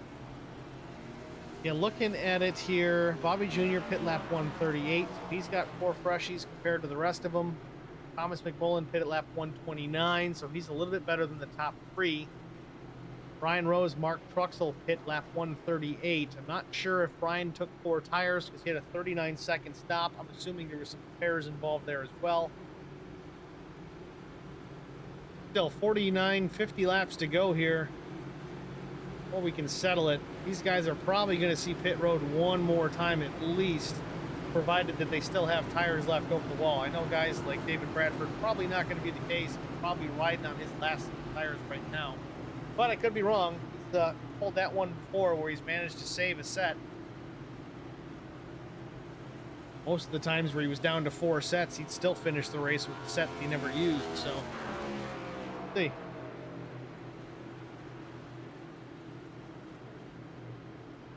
Ready to go back racing, and I honestly believe this is still anybody's race.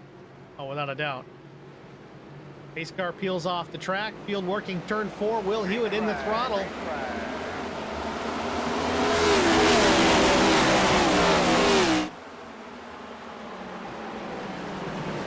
Neil Quick to the inside, or maybe Bobby to the outside of Neil Quick. Bobby's trying to take over that 3rd spot down the back straightaway. Carson Conway in the fence just a bit off of turn number 2.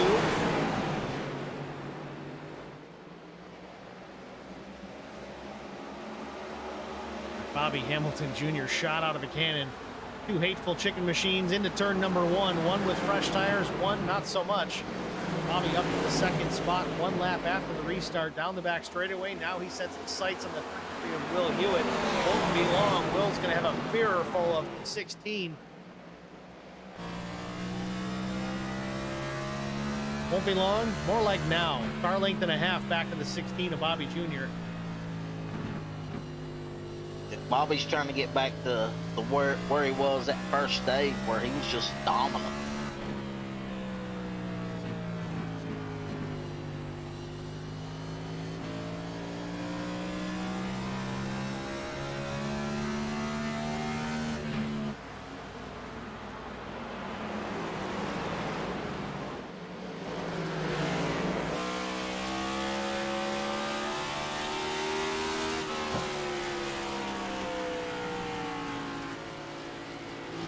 Bobby gained a lot of time off of 4 there. Had to check up a little bit to avoid getting into the 33. Right to the back bumper. You hear him lift again.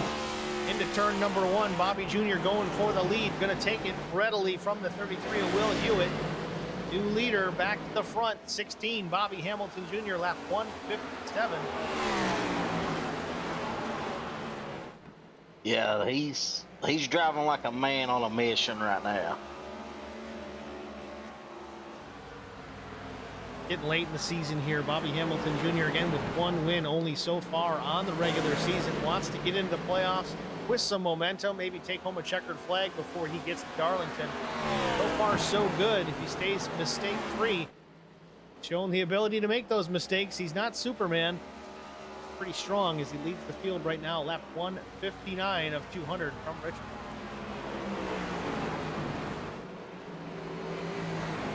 Bobby may be listening to us now, and he heard the stats of Will having more wins than him and only 6 starts, so that may have motivated him. He's like, I can't let that happen. Yeah, I can't let Will have 6 starts and more wins.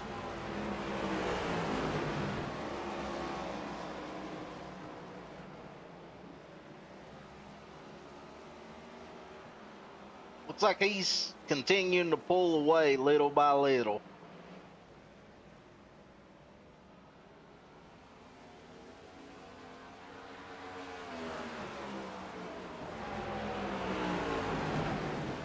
Two to 3 car lengths back to Will Hewitt in the 2nd spot. Neil Quick is up to 3rd. David Bradford 4th. Brian Rose rounds out your top 5. 1st to 5th already spread out by a pretty good margin. It's almost a full straightaway and maybe a corner. 4 seconds back to the 89 machine of Brian Rose.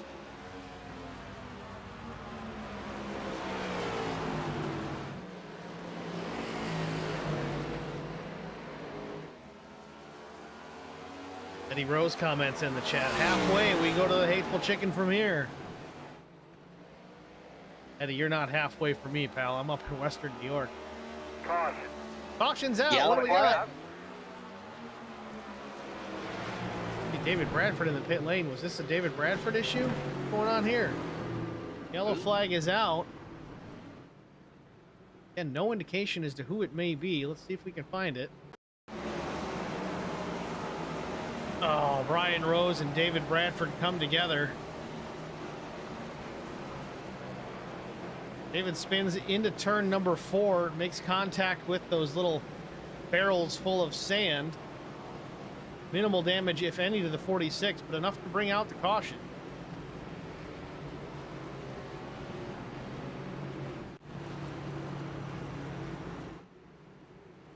Leaders on pit road here. This is probably going to be the last time of the day. Again, provided that they've got a set of tires or not.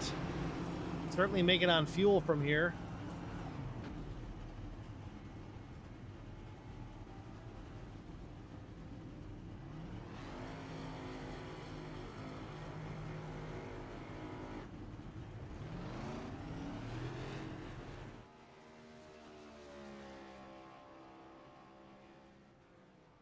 Jesse Bobo does stay out.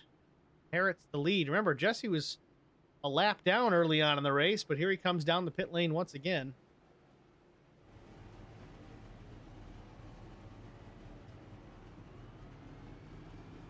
I had to go take a second view of that wreck to see who was at fault. What's the verdict there, Eric?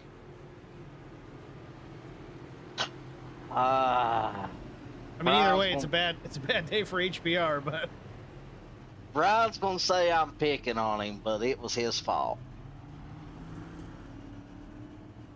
see if I can get a better view of it here. He just he pushed up into him. Oh yeah. Slow it down here. Watch one more time. Maybe if you agree with me, Brian won't cuss me about it, you know, putting blame on him. Well, let's back it up here. The view I just saw, first TV camera view, certainly looked good. Let's watch from the roof cam on Brian Rose.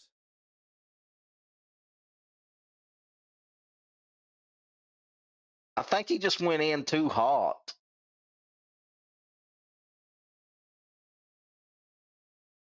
He either went in a little too hot or didn't carry enough brake on entry to let the front end grab and rotate. But yeah, definitely slid up a little bit. David came down a tick, but it looked like the 89 was rolling up the track a little bit more. Hate it for you, Brian, but it is what it is. We all make mistakes. Well, be a fun debrief afterwards.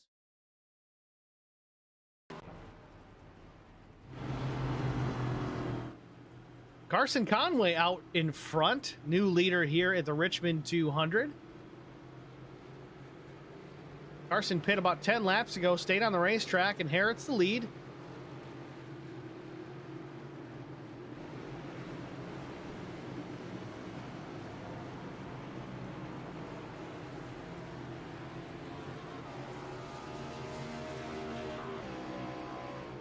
And through all that, David Bradford on the outside.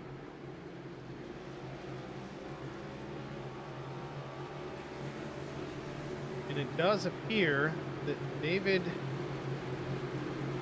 pit last lap 148. Again, I got to assume that that's the last set of tires. Otherwise, he probably would have taken them this time. I'd say you're right. Green flag in the air. Carson Conway, a pretty good jump out of that 72. And older tires, the top two positions. A little bit of contact with David Bradford and Bobby Jr. Bobby's like, I got fresh rubber, get out of the way.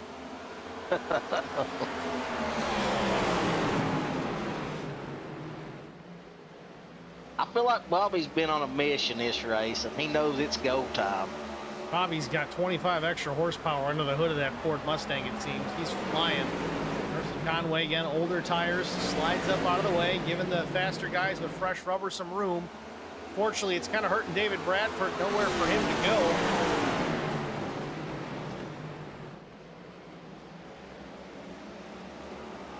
Oh, close quarter battle between the 46 and the 02. Not sure if contact was made there as 46 and Bradford tries to get around the 72. Thomas Mcmullen was down low, and they almost came together.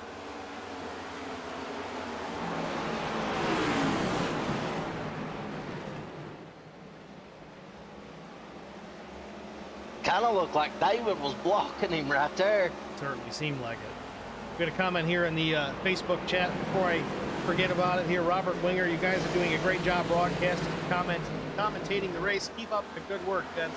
Appreciate the kind words there, Robert. Keep checking in, keep watching, and hit us up anytime, man.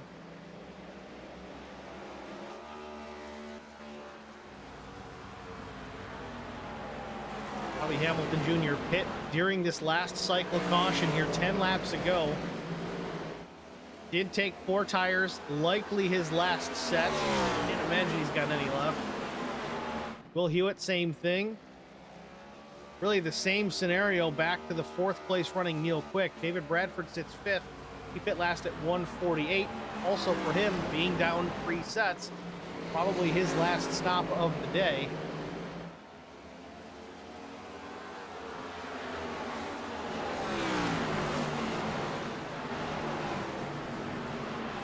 Battle hot and heavy here for the 5th spot. Thomas Mcmullen and David Bradford. Bradford has that 5th position. Thomas is on a little bit fresher tires than the 46.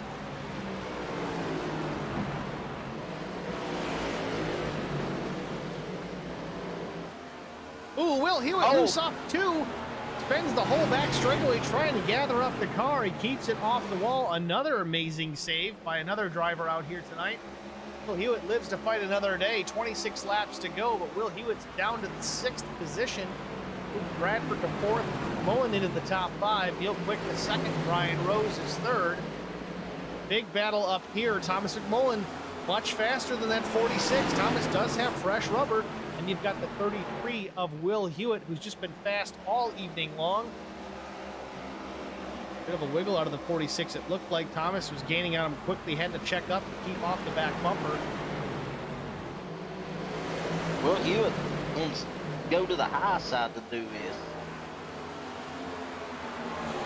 Said Will Hewitt's been strong. Will also does have fresh tires as well, though. He pit a lap 163, so he's got a little bit better tire. No, Mullen, same thing. Full footing. And Will Hewitt having some struggles off of turn 2. Spent most of the back straightaway trying to gather the car back up. Doesn't hit anything, continues on. Will Hewitt back to the 4th spot. Going to have to fight through some traffic. That's Brian Rose and Neil Quick. Get back to Bobby Hamilton Jr. Tall order here with 23 laps to go. Yeah, it's going to be hard enough in the 2nd position. And have to come back through traffic's going to make it even harder now.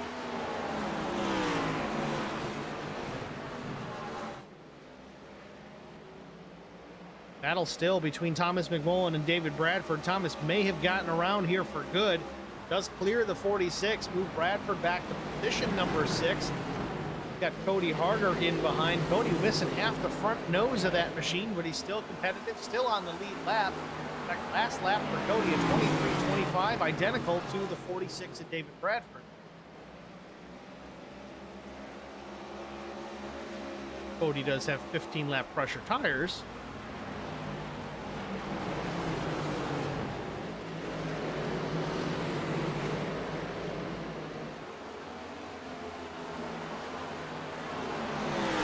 It looks like Bradford's either letting them cool or he's starting to fade a little bit now. I think he's just starting to fade. I mean, by the time this race is over, he's going to have 50 laps on that set of tires. He's going to be way off the pace. It is what it is. The win penalties are what they are. When you win 5 of these things, nice to take a checkered flag. Man, following weeks get tougher and tougher. He's persevered pretty well throughout all these penalties, but this one's pretty bad, especially in a place like Richmond. Tires are so important. Yeah, like we talked about earlier, I mean, if he didn't take a set, he would probably end up a lap down before the stage was over. Cody's quick. He's right there.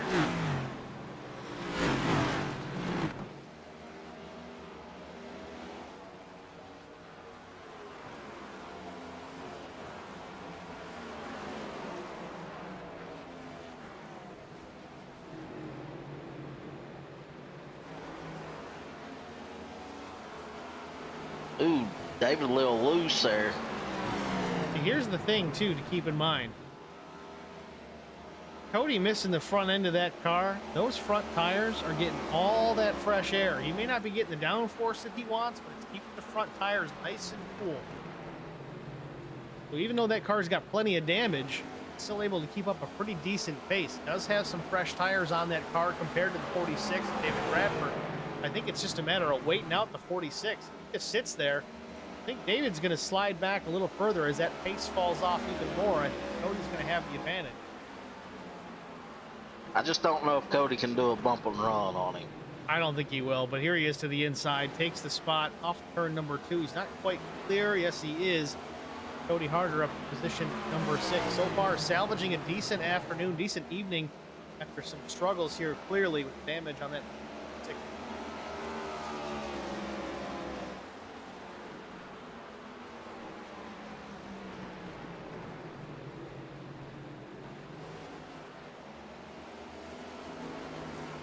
Yeah, it looks like a tire may finally be getting to David. You know, the only way this really could have worked out is if it turned into a caution fest in the last stage, which we've seen that happen before. Luck has certainly smiled on him in those instances. He's got to get a set of tires to last longer than anybody else has had to do all night long. And all of a sudden, it's caution after caution after caution, and then all of a sudden it doesn't matter anymore because those tires haven't worn out. Now he's able to push. Not so much the case here in stage number 3. 13 laps to go from Richmond. Clean and green for a bit here. Take a whole lot to shave off some tires. Wear them right down to the nub.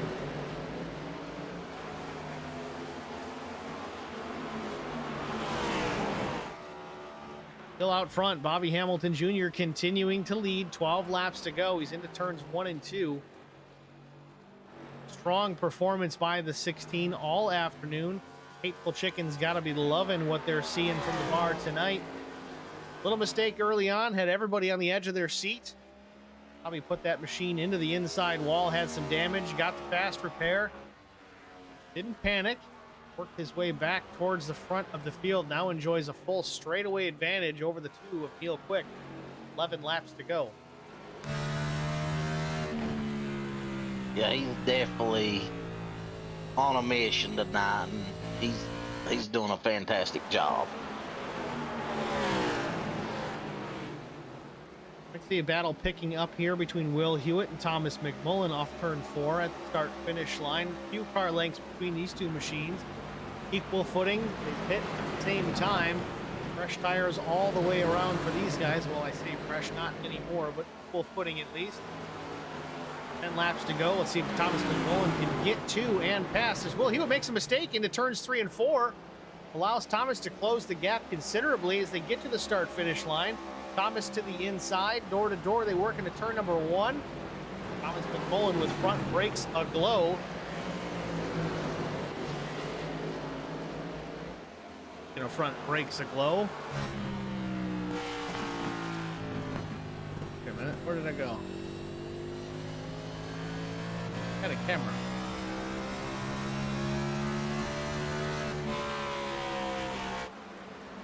Oh, forget I said anything. It was there and now it's not. I even fixed it during the break. It unfixed itself. Ooh, Next looks time, like Cody Harder got in the wall a little bit.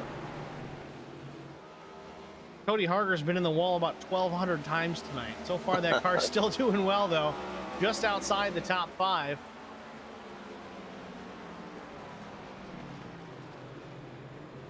Thomas Mcmullen has caught the 89 of Brian Rose. Brian runs in the 3rd spot. Thomas looking strong here in the late stages of the Richmond 200. Getting all he can out of that 02 Murder Creek Distillery next generation fishing charter machine. Car length and a half off the back bumper of the Track Bar Media Chevrolet. Can he get to and pass Brian Rose here with 5.5 laps to go? It's always like that with Thomas. We don't mention his name till at the end, and he's always right there.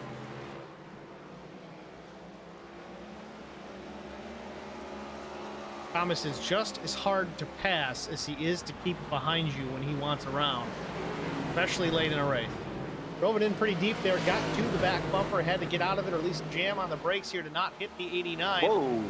Well, if Brian got loose there, if he was just switching up lanes, but Thomas McMullen goes to the ultra high side into turn 3.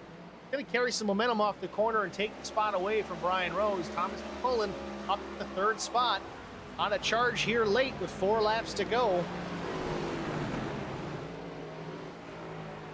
I think Brian got loose and it just opened the door for Thomas. Neil Quick runs in the 2nd spot. I haven't talked too much about Neil this afternoon. Not to say he's not a good driver, but he hasn't been involved in too many wrecks. That's been a plus. Got some new colors on that number 2 WR1 Sim chassis. Good to see him doing well. Again, running in the 2nd spot, but that's really all he can do is sit back and watch Bobby McMullen Jr. continue to gap the rest of the field. A 2nd place finish here for Neil Quick unless something drastic happens in the next couple of laps.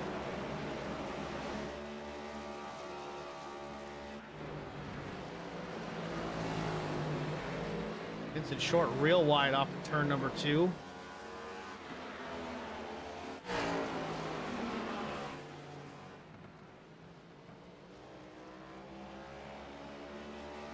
Bobby Hamilton Jr. takes the white flag in the Richmond 200 one more time around for the number 16 Hateful Chicken Ford Mustang. Had some troubles early on, spun the car on a restart, got the car fixed, made his way back toward the front of the field into turn 3 and 4 for the final time. Bobby Hamilton Jr. looks for the checkered flag off of turn number 4 at the start finish line. He's going to win the Richmond 200, the final race of the regular season. Superior Class Auto Racing NASCAR Cup Series. 2nd place, Neil Quick. Thomas McMullen 3rd. Brian Rose, the top 5. Will Hewitt finishes in 5th. Boom, the fireworks are going off now. What a race. Good way to close out the regular season. I can't wait to see what Darlington have in store for us. Wonder if we'll have more cars in the wall at Darlington or here.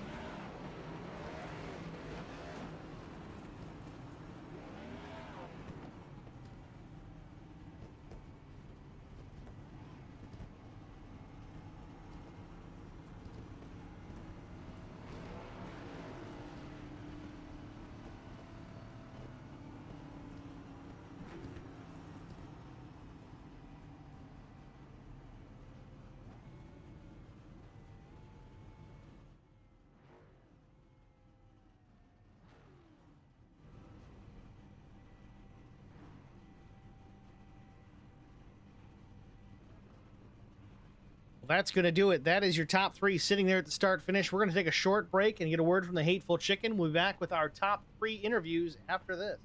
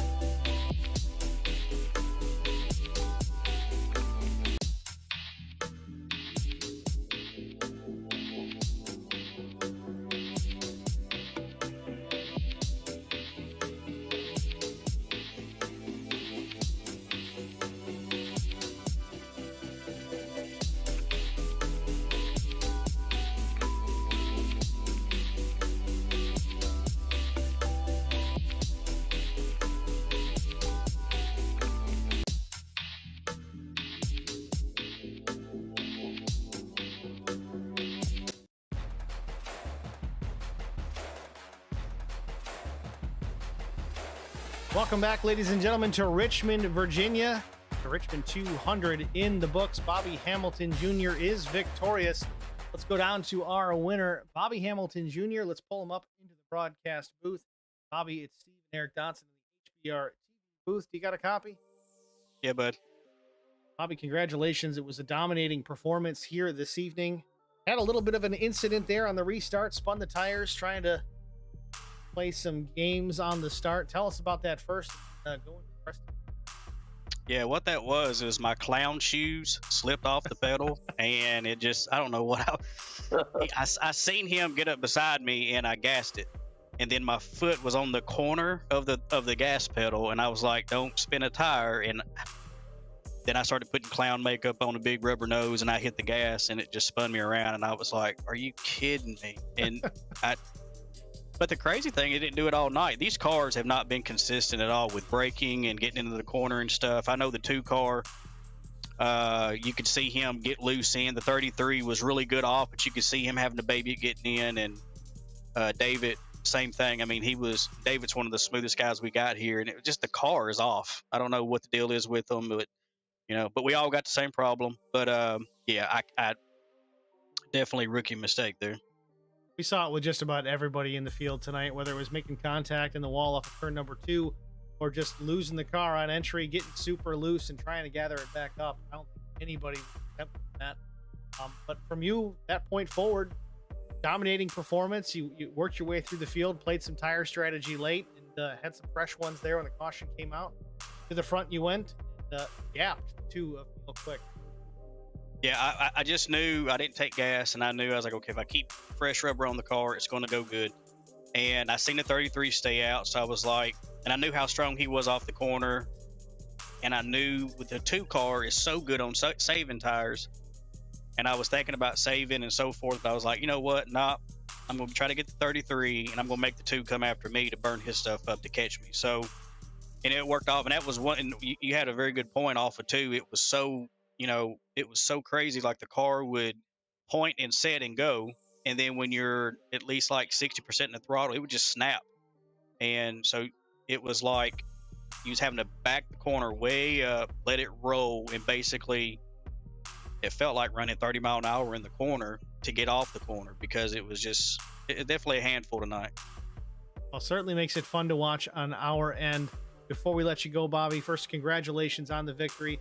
Coming into the playoffs with some momentum, is there anybody that you need to thank? Yeah, everybody at the Hateful Chicken, and Linda Hamilton, she keeps this thing going. She's a trooper. She's, keeping this, staying around in the league, and with Justin and myself for this year. And so I think they're going to be back next season. So appreciate that with those guys. But also to you guys, I get texts all day long after these races talking about how great the broadcast is with you guys. So you guys make us look really good, and all the drivers tonight was really handful, and they stuck it out, and I'm glad to be a part of it and be with a good group. Bobby Hamilton Jr., your winner here tonight, the Richmond 200. Bobby, thanks for the kind words. Good luck next week at Darlington. Thank you, bud.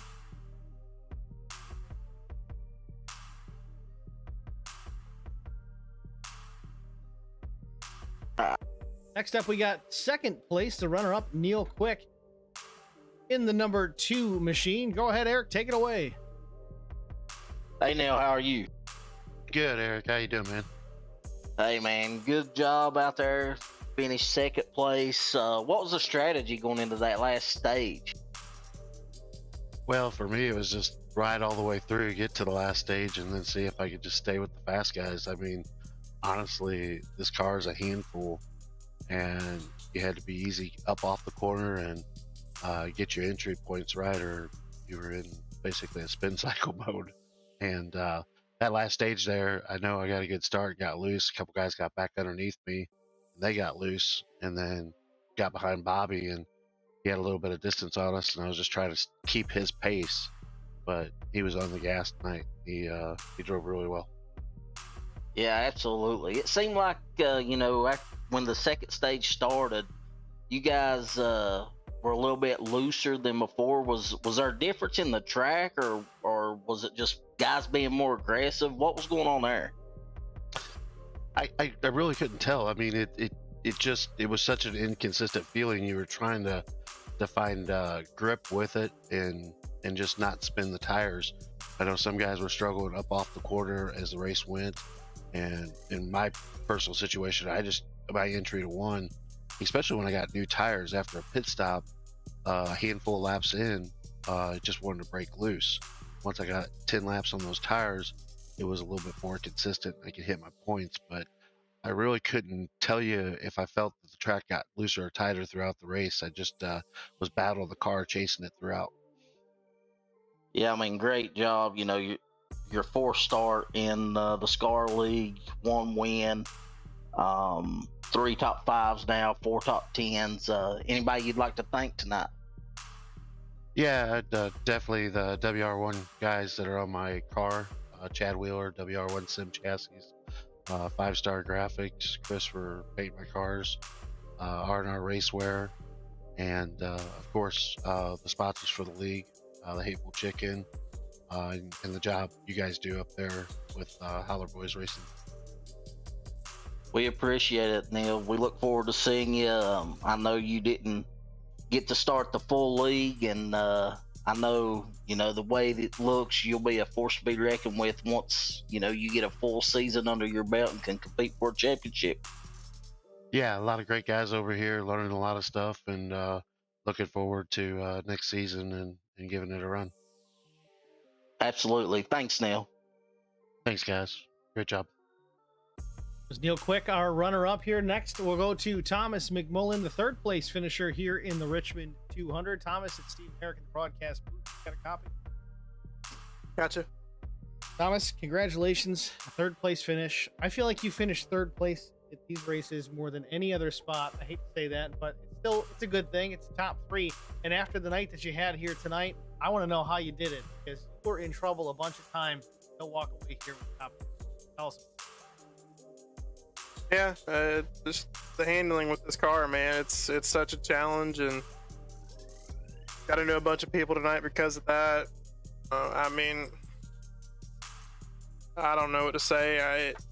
I knew I was better than where I was running around the midpoint of that last stage right there, and I tried to get back to the front, but every time I tried to get back, it's like something happened in front of me, or I got into somebody. It was just so frustrating. And then finally we were able to kind of get consistent there and capitalize on some other people's mistakes, and just ran down the cars in front of me. Thankfully didn't crash into anything and ended up third. Well, Thomas, you sound a little dejected. I don't know if it's because of the third place or just how much of a challenge this car was to get a hold of, but you weren't the only one. I think just about everybody in the field had some sort of contact with the outside wall or another car or both. Worked with what you were given, and you made it happen. You finished in the top 3. Congratulations there. Decent momentum going into Darlington. Tell us your thoughts going into the Lady in Black. All I can do is laugh, man. If it drives anything like it did tonight, you guys are in for a hell of a show. You're gonna have a lot of fun plugging those sponsors over some commercials during the cautions. I can tell you that for sure. Yeah, I mean, it's not so much frustration with the third place finish. I'll show up and finish third every race, if it means that I can just be consistent and have a good time. But it's not the way I wanted to get there, and I'm just looking forward to what they decide to do with this car next, and hopefully it'll get better. But we'll just have to sit back and see. Thomas, before we let you go, anybody you need to thank? Yeah, Splash and Go Graphics for these good-looking race cars, and Next Generation Fishing Charters for being on board. Murder Creek Distillery. There's going to be some changes coming up with my paint for the next season after this. I got to get on that pretty quick. But, so, yeah, that's not really relevant. Hateful Chicken and League, and you guys for broadcasting, and everyone for doing what they do. Thomas Mcmullen, just one of those guys that just doesn't like the words "we had a good points day." He wants that checkered flag. Either way, congratulations. Good top 3. Good luck going into next week. Round 1 of the playoffs. Class Auto Racing. NASCAR. Appreciate it, guys. Well, that's your top three, ladies and gentlemen. We'll go through the finishing order. Of course, Bobby Hamilton Jr. victorious here in the Richmond 200. Neil Quick comes home in the second spot. Neil Quick is not pleased about that second place finish either. It's tough when you see a guy driving off into the sunset. You know you're just as good as that guy. Tonight, Bobby Hamilton Jr. just had a little bit more than the rest of the field. Quick second spot. Thomas Mcmullen, we just spoke with, finishes in the top three after really a rough and tumble kind of evening. Brought it home with the top three. Brian Rose, a similar situation for the 89 driver. Tough night, but again, a top five. Good points night. Brings it home. Some momentum going into Darlington for next week. Will Hewitt, a fifth place finish. Again, unfortunately, not able to really close this one out with a finish that's representative of the run that he had tonight. Will Hewitt, really a top two, top three car at worst most of the evening. Had an issue late with, I think, about 15 laps to go. Almost crashed the car, managed to save it, but lost a few spots. Was able to gather it up and get a couple of them back. Finishes top five. Hewitt. David Bradford. Down a couple sets of tires. Only had 3 to work with tonight. Had to start at the back. Beginning of the third stage, so had to battle through the field on older tires. Still brings it home just one spot outside the top 5. I would say this is about as close to the win tonight. So good run by David Bradford, finishing 6th. Jesse Bobo, another good run for the 7. Not a win, not a top 5, but mid-pack, good finish for the 7. He was a lap down early on, got that lap back, battled back for a decent top 7. So good run for Jesse Bobo. Mark Truxell, after a couple of on-track excursions with the 15 of Vincent Short, brings home that number 5 HLC Motorsports machine. Edition. Cody Harger, another tough night for the 66, finishes 9th. Carson Conway finishes 10th with one lap. Justin Napier, the 54, the Hateful Chicken Machine, also TCB Motorsports, finishes 11th, 1 lap down. Vince Short, 12th position, 6 laps down, and Jeff Napier out very early in this event, 13th, 108 laps.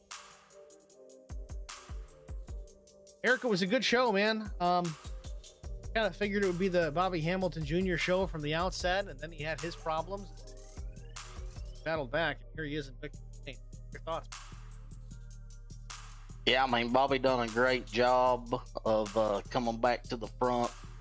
I thought, there were a few guys that maybe could have gave Bobby a run for his money, but it didn't work out to where they were up near the front to give him a run. I mean, I think it was a good race, though. A lot of exciting racing, and last one before the playoffs. So I'm excited about the playoffs.